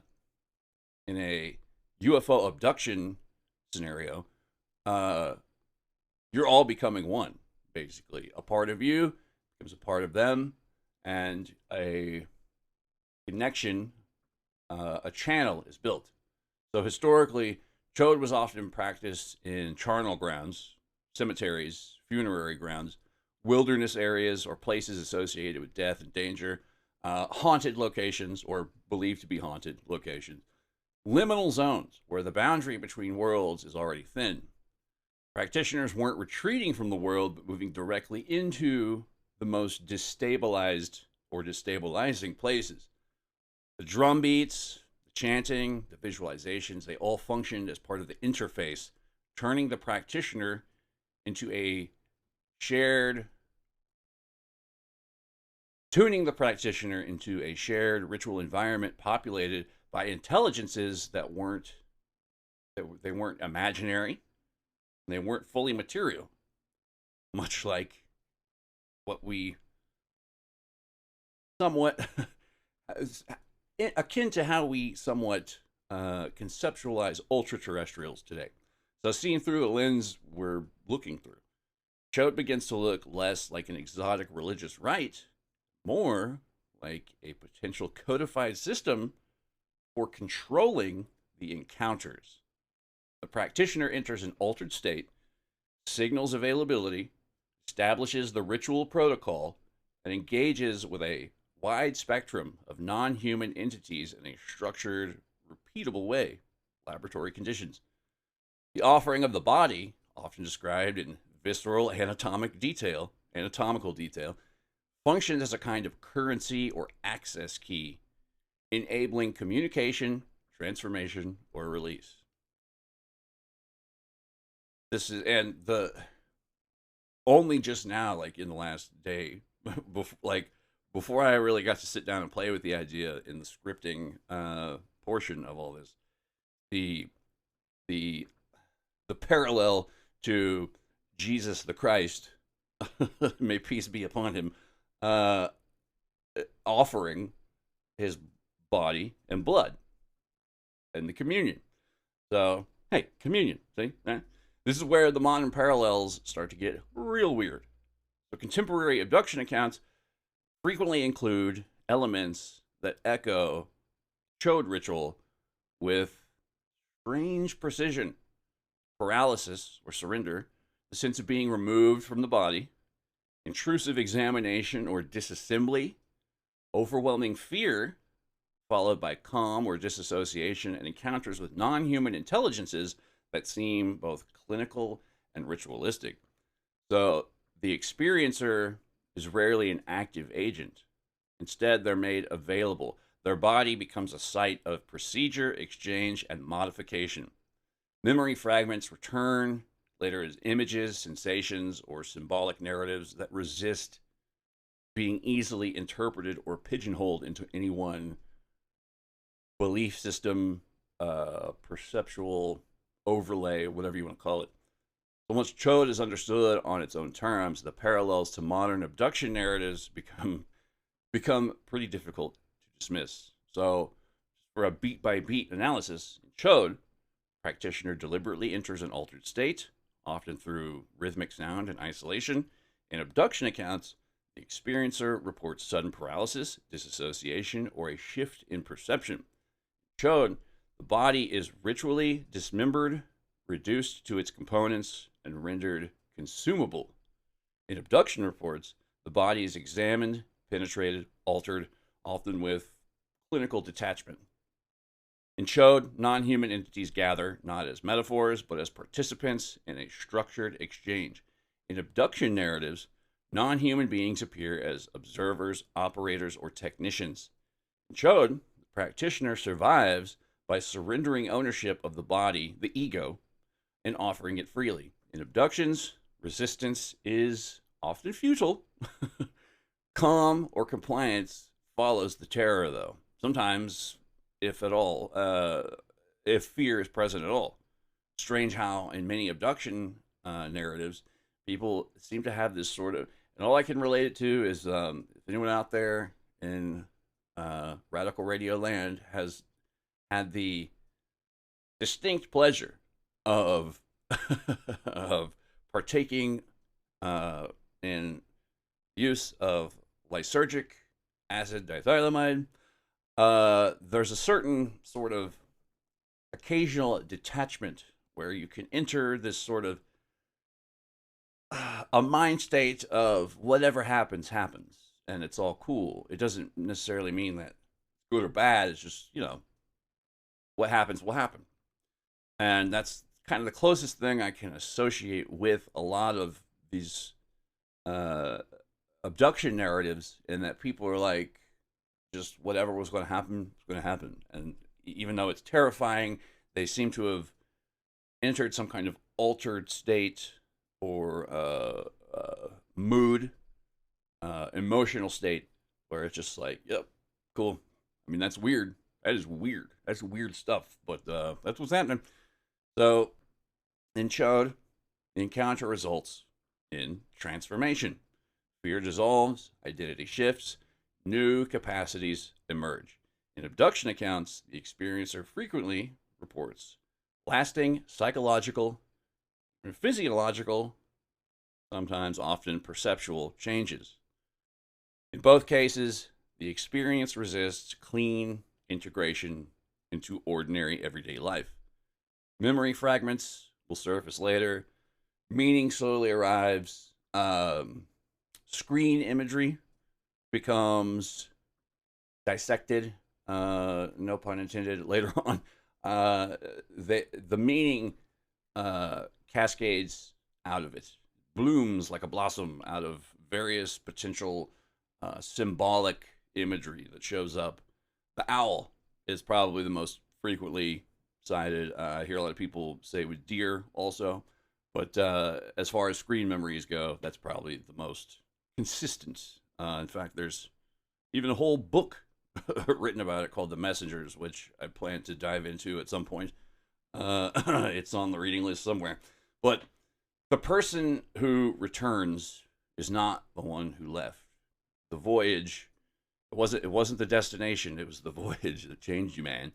So that leaves us with a comfortable possibility. What modern culture frames as intrusive or invasive may be, in older systems, understood as an initiation, shamanic initiation. Shaman, what the loss isn't the encounter itself, but the ability to contextualize it. Also, I've really got to hand it to the Tibetan Buddhists, man. It's like they had a potential playbook for just about every big, huge, unwieldy metaphysical event that every average man, woman, whatever, whoever will face in life and potentially afterlife, quote unquote, afterlife. You consider the Bardo Thadol, aka the Tibetan Book of the Dead, essentially an instruction manual for the newly deceased. Here, once again, inadvertently, the second Beetlejuice shout out. I wonder what's going to happen if I get to a third. We'll find out. But what Chode suggests, without needing to invoke spacecraft or technology, what the Chode ritual suggests, without ever introducing the concepts of spacecraft or technology, is that humans have been developing ritualistic framework for interfacing with non-human intelligences for centuries. And not necessarily always sexual, but that can be a component of it. And these frameworks, pre-existing by thousands of years, account for fear, bodily violation, the invasive nature, the intrusive nature, altered identity, and ultimately transformation. So whether one interprets the encounters as internal, external, psychological, or literal is kind of besides the point. The structure's there, the method's there, and the maps exist. The most unsettling of all is that the Chode ritual doesn't frame these encounters as accidents or invasions, but as intentional participation as intentional participation in a larger ecology of beings. Some hostile, some neutral, some hungry, all within this ritual space. It's not about domination or submission, but exchange. It's about creating a circuit. It's about creating a give and take line between human and non-human. And once the exchange has taken place, the practitioner, the experiencer, is obviously never the same. Which raises another question we'll keep returning to is, are modern encounter narratives a new phenomena?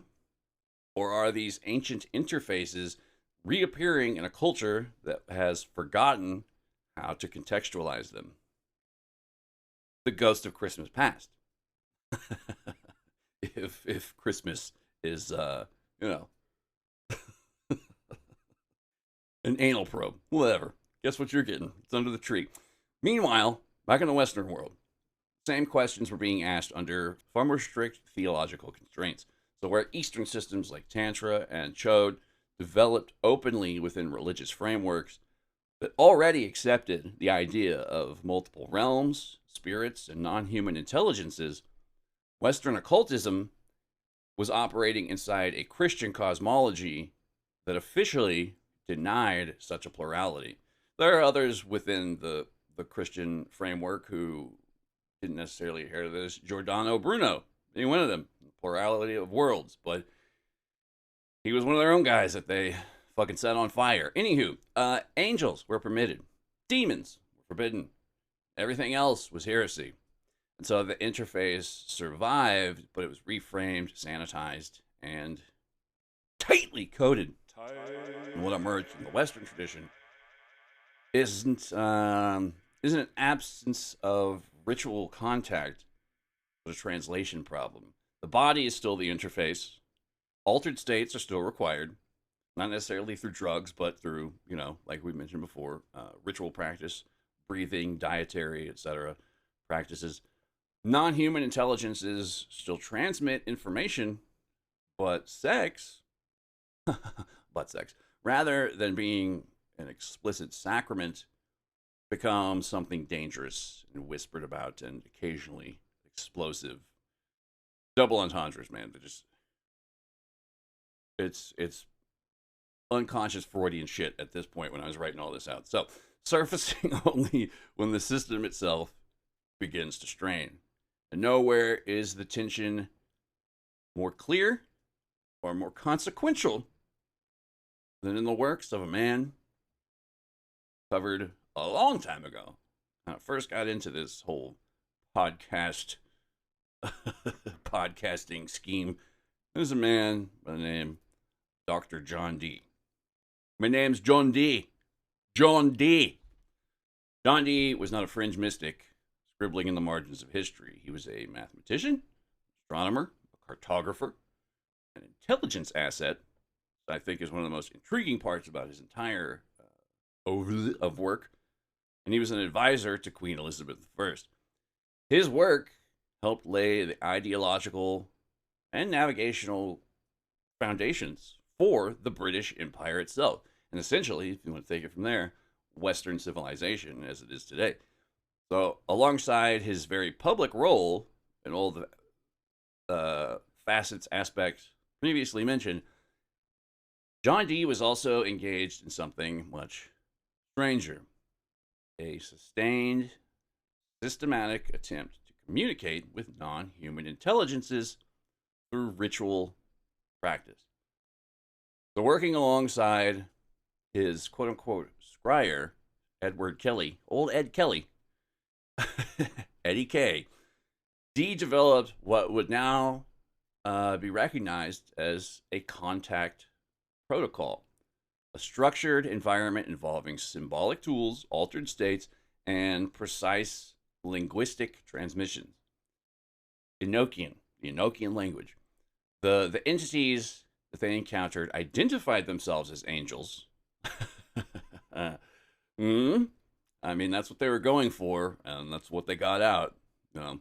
Once again, I think it's what you put in, you're going to get out. And only with, Monday morning quarterbacking, historical hindsight can we say, oh, those were demons. Oh, those were aliens. We don't know. So, the entities encountered, they identified themselves as angels. They delivered, this is the important part. It's not so much what they are, but what they did, the function. They delivered complex, cosmological data. It dictated an entirely new language, Enochian, which has been studied up, out, all around the yin yangs, Nooks and crannies. It's a functional language with its own grammar, all that shit, syntax, blah blah blah blah blah, etymology.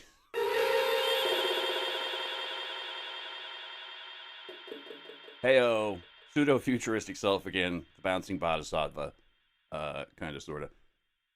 To listen to occultists describe it, it's also given us a working system of occultism that people have used again and again to achieve various results. So there's that as well. All that shit. So Dee didn't treat these encounters as metaphor for mysticism. He recorded them meticulously, he cross-referenced them, and treated the information as actionable intelligence. So in modern terms, it looks less like prayer and more like a proto-Seti conducted through ritual. Seti, search for extraterrestrial intelligence. Not only that, but the work of John Dee, and in this field too, specifically, lays much of the groundwork for our contemporary intelligence agencies the world over as we know them and how they operate today. What's often overlooked is that Dee's system wasn't merely intellectual or spiritual, it worked, and it had for consequences and repercussions. Very much were highly consequential and repercussional.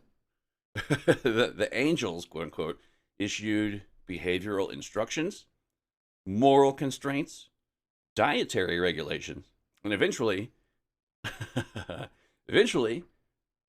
the demands that directly violated Christian norms. The most infamous of these came in 1587 when Dee and Kelly were allegedly instructed to share their wives. Wife swappery. Command so destabilizing that it fractured their partnership permanently from that point on. No clear explanation was given. No symbolic rationale was offered. The instructions arrived as pure directive. And this is what contributes to many in hindsight saying, oh, those weren't angels, these are demons. But, a big old but. That's a limiting worldview. Whether one interprets this as deception, psychological collapse, or genuine contact, pattern is familiar. Once the interface is established, the intelligences begin to push against sexual boundaries, not for pleasure, but for access, transformation, for reasons never fully explained to the human participants.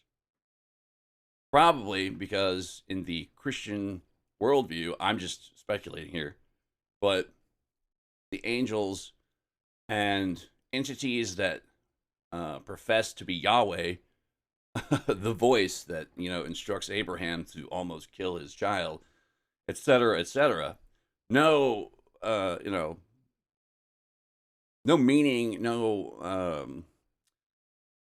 why is ever addressed, because it's likely beyond your puny human mind to comprehend. And we see this in abduction reports. I went into the whole thing last episode about consent and things like that, but there are even just many basic questions like, what are you? Where are you from? A lot of the times the answers come back to, you wouldn't understand. It's a non-human entity thing. You wouldn't understand.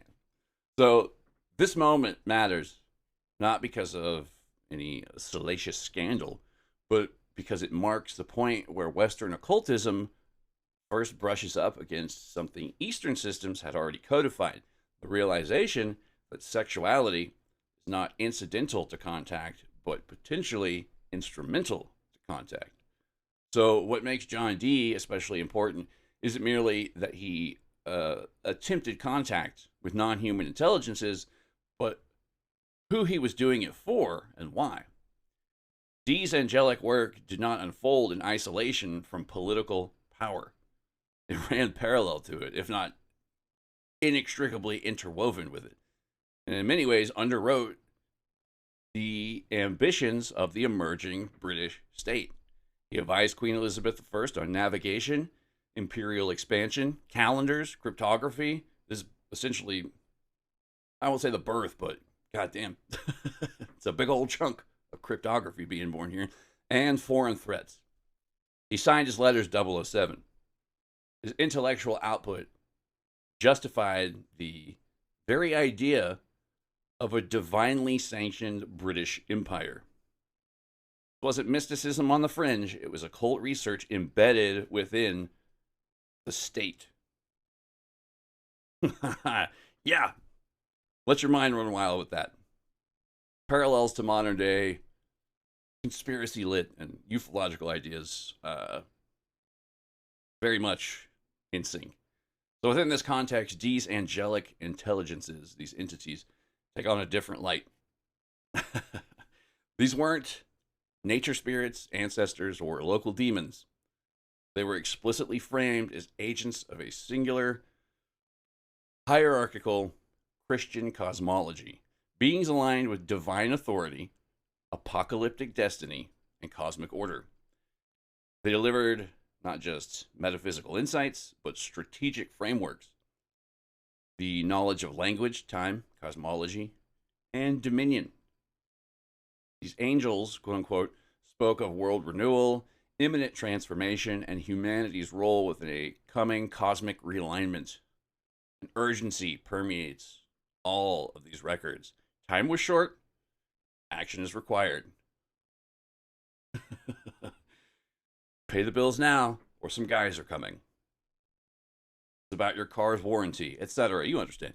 This matters because it establishes a template that will echo for centuries. Non-human intelligences, state power, moral absolutism, existential urgency. Unlike later esoteric systems that emphasize personal liberation or mystical union of the one with the all, or the all with the one, all for one, one for all. Dee's project is civilizational scale, overtly so. Like, the knowledge received isn't merely meant to enlighten the practitioner, but to reshape reality, the world. Empire, religion, and apocalypse become entangled. Contact is justified not as just a mere curiosity, but as a necessity, because the stakes are framed as ultimate and final. Salvation or annihilation, order or chaos, God or the abyss. And critically, the framework permits collaboration. Collusion, Michael. If the non-human intelligences are angels, aligned with divine will, then contact is not only permissible, it's necessary. Danger is not entanglement, but refusal to get involved. This is not an option. You will smoke this shit. This logic quietly resolves the moral paradox that will appear later on. It's the idea that certain non-human entities may be dangerous, deceptive, or overwhelming, but still must be engaged with, because the alternative is worse.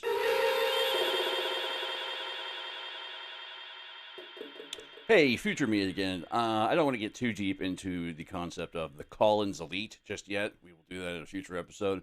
But this is one of the current problems I see in ufology today, and that everyone is trying to frame these entities as demons. But even if they are demons, we know that they lie. We can figure that out. So why don't we keep studying these motherfuckers? I'm just saying. Moving on.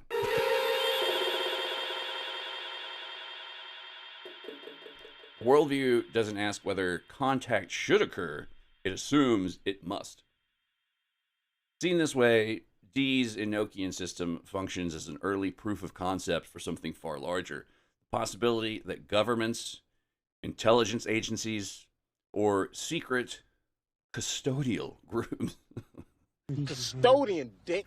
might pursue non-human contact under a rigid theological lens, one that divides the universe into allies and adversaries, angels and demons, acceptable or forbidden entities. And the language changes over time. The rituals will modernize. Mysticism becomes mechanics.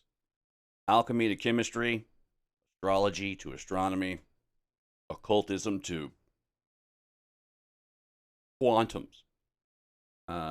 Underlying all of it, contact under moral imperative conditions is already in place. By the time we reach later Western occult figures, sexuality will re-enter the picture explicitly, and the techniques become more personal, embodied, and experimental. Dee's legacy lingers beneath all of it. The idea that contact is not just mystical, but strategic, and that humanity's future depends on choosing the right non-human intercessors, entities. Got to pick the winning team, even when the cost of engagement is destabilizing, transgressive, or irreversible. Pull quick old Columbo for moving forward. Just one more thing. We revisit something mentioned earlier. It was an integral moment, great Dee and Kelly partnership, that would ultimately take their professional, quote-unquote, association in the same direction as a certain rocket scientist and a certain pseudo-religious charlatan / sci-fi writer, who I will not specifically name due to various litigious reasons, but other great duos as well. Sonny and Cher, Ike and Tina, dare I say, maybe even J-Lo and Diddy. That's right, the whole wife-swapping incident. The instructions for John Dee and Edward Kelly to exchange wives remains one of the most baffling moments in the entire Enochian debacle. The whole Enochian rigmarole. Not because it's sexual, but because it's structurally, according to everything else that's going on, or held in view with the rest of it, the whole thing, it's just anomalous. The angelic, quote-unquote, communications up to that point have been extremely dense. Like, if you just read any of it, it's like, oh my God, all right. God, this motherfucker's still talking. It's not because it's sexual, but they've been dense, technical, hierarchical, and obsessively ordered.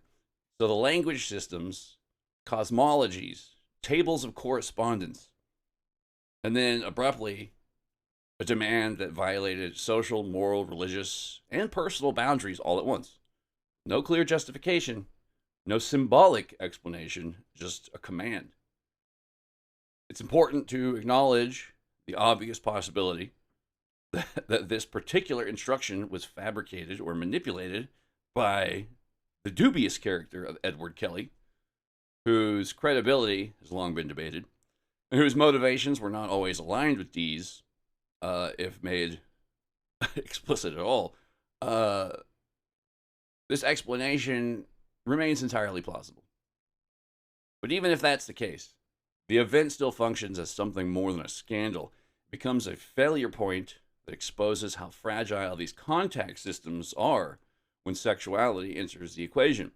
If the command did originate within the contact framework itself, several interpretations emerge, none of them all that comforting. One possibility is that it functioned as a test of loyalty and submission.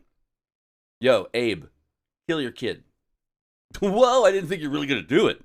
No, it's through contact tradition. Non-human intelligences frequently demanded actions that appear irrational or transgressive, forcing human participants to choose between the social reality and the perceived potential authority of the transmission or the entities themselves. Once that line is crossed, the practitioner becomes isolated, compromised, increasingly dependent on the contact system itself. Can't help thank Yahweh for most of this. Obedience is no longer theoretical, It's embodied, irreversible, socially costly. I can't stress enough that Yahweh is a non-human entity. Everyone trusts him. Don't get it. Anyway, another possibility is that the act served as a psycho-physical primer of sorts. Like we talked about all these dietary and biological preparations for ritual. So, sexual transgression destabilizes identity, dissolves the boundaries, and it generates intense emotional and physiological arousal, all of which are conditions known to alter perception, alter memory, alter suggestibility. A lot of the most infamous cult leaders are aware of the inherent reprogramming capabilities of sexuality. Whether intentional or not, an event such as this could permanently shift the practitioner's internal landscape, opening them to deeper or more volatile states of contact. So in this light, the sexual command is not moral instruction, but a form of interface calibration. Not a bug, it's a feature.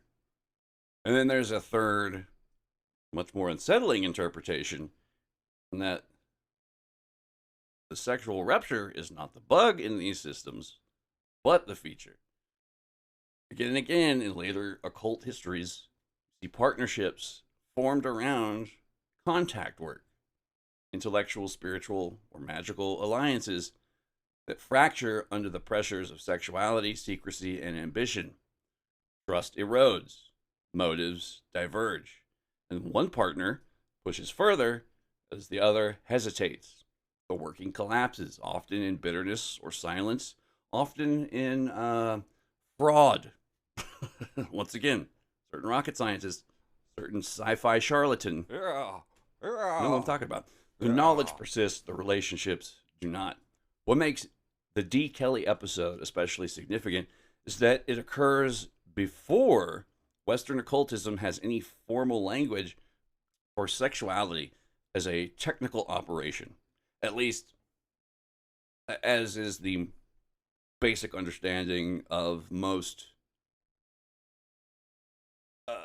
viewing Western occultism, esotericism, whatever you would call it, as a whole. Much of it, the sexual technique and operations are taken from Eastern traditions. I mean, there are Western equivalents, but not much is known about those. We can at least pinpoint a time in Western occultism where a lot of this stuff, these Eastern practices, start to filter in, namely around the Theosophical Golden Dawn, kind of roughly in that area. When you see these people who are getting more interested in Eastern belief systems and practices, incorporating it into Western esotericism. The system stumbles into it somewhat blindly, without safeguards, without ethics, or theoretical grounding. So later practitioners, they approach the sexual aspects of this deliberately. They ritualize it, systematize. But here, in this Enochian aspect, it's raw. It's raw dog. And it's destabilizing, intrusive. And that may be the point. The angels, quote unquote, don't explain themselves because explanation is not the goal. The act itself produces the effect. Boundaries are crossed, the working changes, partnership dissolves, but the system continues, fragmented, leaked, inherited by others who will attempt to finish what was started, often with disastrous results. So seen this way, the whole wife swapping thing that happened, the command becomes less an isolated scandal and more a pre-echo, an early signal that any sustained attempt to interface with non-human intelligences will eventually collide sexuality, power, loyalty, and a schism, a rupture of some kind. not as a moral failure, but as a structural inevitability. And it's precisely this point where elite state-adjacent contact systems fracture, that the knowledge begins to migrate outwards, to trickle-down effect into other, from royal courts and angelic hierarchies into private or adjacent systems, into the systems of individual practitioners, their private practice, MD, PhD, into bodies, to bedrooms, which is where sex magicians enter the story. Pascal Beverly Randolph, one of the earliest figures to treat sex explicitly as a technical occult operation rather than a moral problem or a symbolic act. Operating in the mid to late 1800s, Randolph proposed that sexual union, when conducted under specific emotional, mental, and timing space-time, it's astrological largely, I assume, not without getting too deep into his overall idea, concepts, could imprint intention directly onto reality. Love, not repression, was the key variable. Love is the law, love under will. But this was not romantic idealism. So Randolph framed sex as a mechanism of energetic transmission. Sex change, not a sex change, but exchange with an S in front of it. Capable of shaping outcomes, influencing partners, and even producing non-ordinary effects beyond the couple themselves. What makes Randolph especially relevant is that his system treats sexual climax as a moment of vulnerability and openness when consciousness briefly exists. When consciousness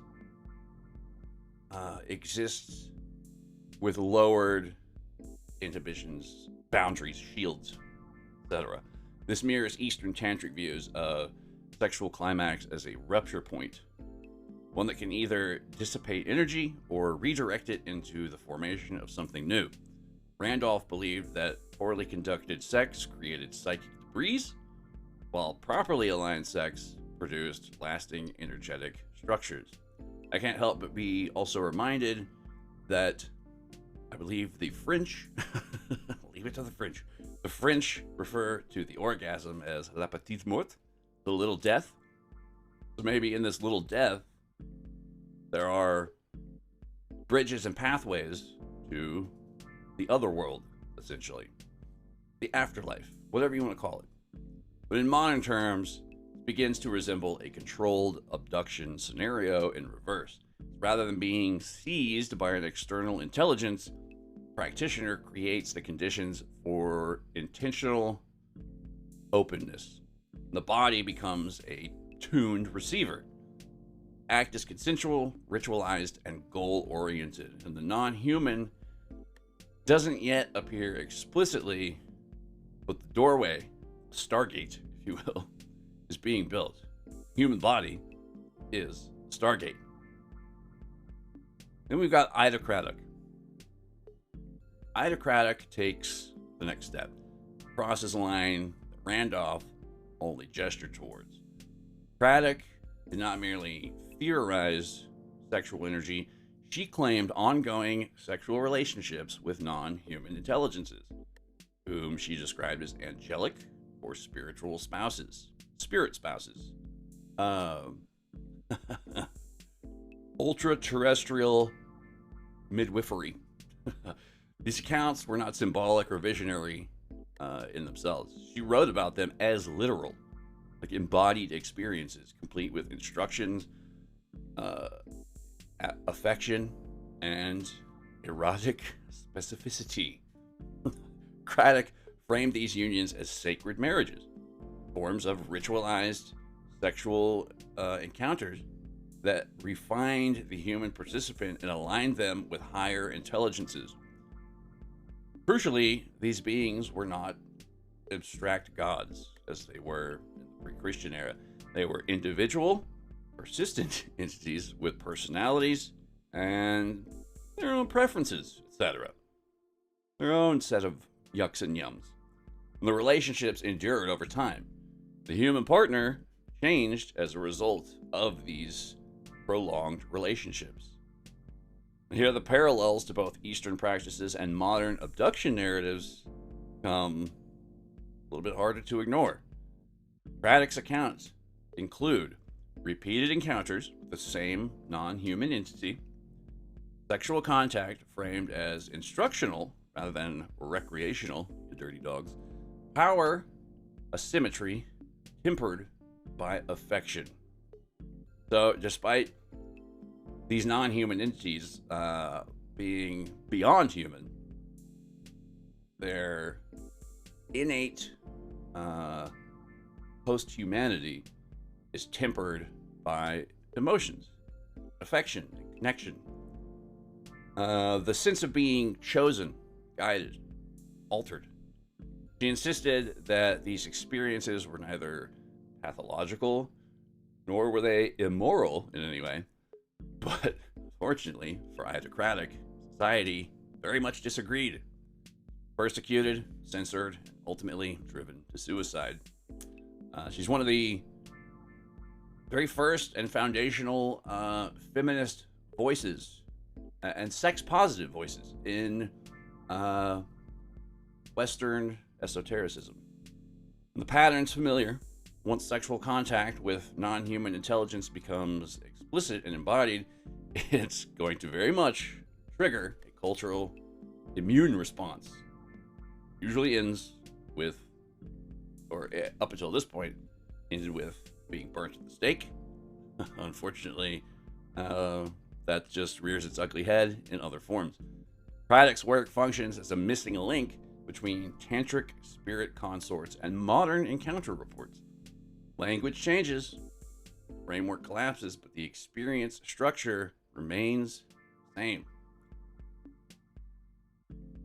Another interesting figure from the history of this show, one of the first covered, Dion Fortune. He enters the picture not as an enthusiast, but as a regulator, the voice of reason. She was a contemporary of Crowley's, talking very much in the same operative fields, and she was the the voice of reason, so to speak, amongst this emerging field. By the early 20th century, Western occultism had accumulated enough, we'll say, cautionary tales to recognize that sex magic and non-human contact were obviously destabilizing forces. Shit was gonna get weird. But Fortune didn't deny their reality. She warned against their misuse. She provided pathways and frameworks of how to properly engage and protect oneself. Spirit rubbers. Her work introduced the idea of psychic ecology, the notion that unseen entities form an invisible environment that's around us at all times, and careless interaction can produce parasitic, obsessive, or destructive outcomes. Unlike Craddock, Fortune emphasized restraint, boundaries, and discipline. Not that kind, but I'm sure come into play, you know. Sexual energy was real and potent, but also dangerous. Contact is possible. Not all entities are trustworthy. Not all interfaces are survivable or viable. Where Randolph explored technique and Craddock explored relationship, Fortune focused on containment. This marks an important shift. The question is no longer whether contact occurs, but how to survive it intact. Fortune's warnings echo both Eastern admonitions about improper tantric practice and modern reports of experiencers overwhelmed by encounters they didn't consent to or couldn't later integrate into their regular everyday frame of reference. In Fortune's system, the body is still the interface, but now it's something that must be protected, shielded, and carefully calibrated. The non-human is real. Sex is powerful. The line between initiation and injury is dangerously thin. For whose pleasure? Usually not ours. But once again, we don't know. We don't know. And that's okay. So taken all together, what these figures reveal is a quiet, profound shift in emphasis. The goal is no longer merely contact with non-human intelligences, but manufacture. Randolph treats sexual union as an imprinting event. Craddock treats it as a sustained relationship. Fortune warns of entities that attach, persist, and feed. So in each case, something is being produced. An influence, a bond, a presence that didn't exist before but does now. Not summoned and dismissed, but installed, incorporated, integrated. At this stage, Western occultism is still speaking the language of angels, spirits, and souls. The underlying mechanics are beginning to resemble something else entirely. Artificial gestation. Artificial gestation. Engineered intermediaries. Beings shaped through intention, repetition, and embodied ritual. It's like the being itself, or the sentience, the agency, already exists in the wild, but it's how we shape it in our interactions with it, or how we are able to. Shaped through intention, repetition, and ritual. Terminology is still mystical, but the path is the same. Towards the creation of entities that are neither fully human nor fully other.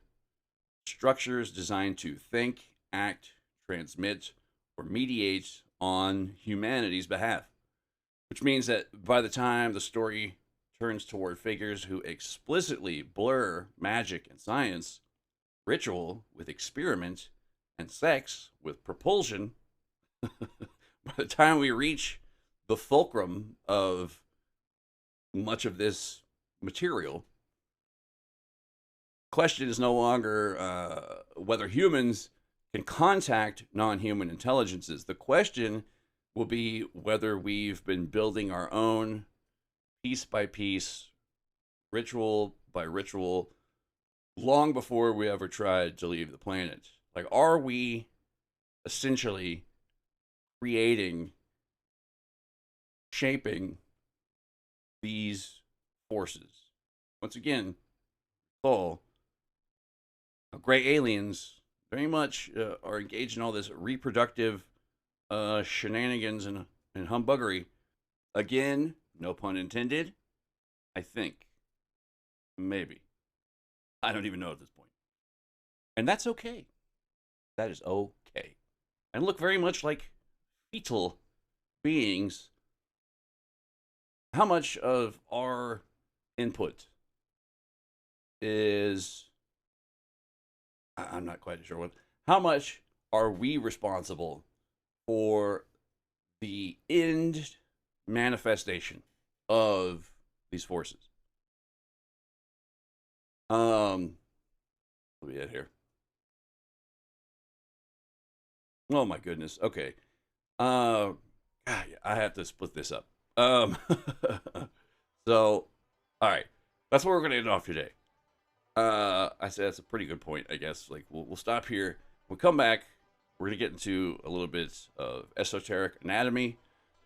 We're gonna get into a couple characters, real life people, actual people, and real life events. Not just the one I've been hinting at. Not the not the man in the moon, or the man who made the moon child, or tried to at least. But that's going to be a big part of it. We're going to talk about another guy who gets into even weirder territory.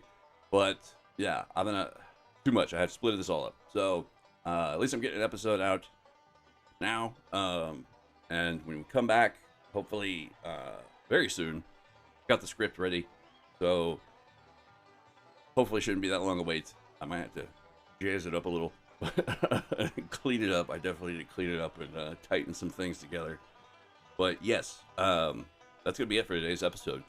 I appreciate you guys so much. I thank you so much for listening, coming along on this voyage, because a lot of this is me trying to figure things out as well.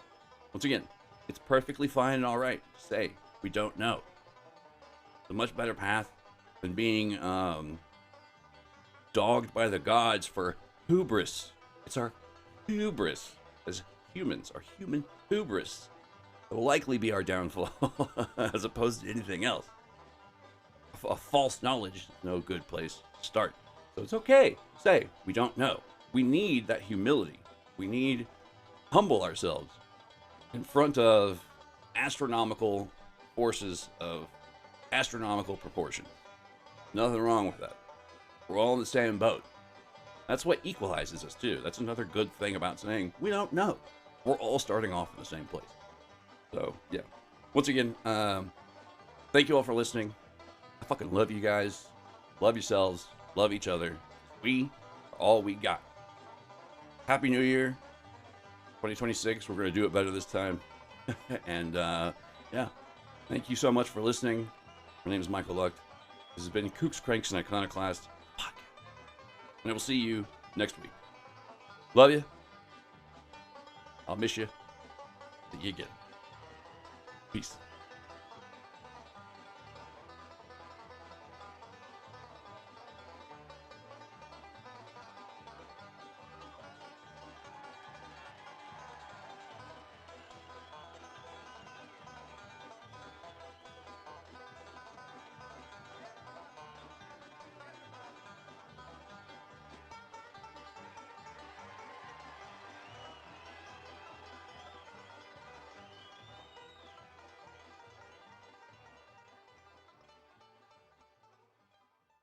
I don't know.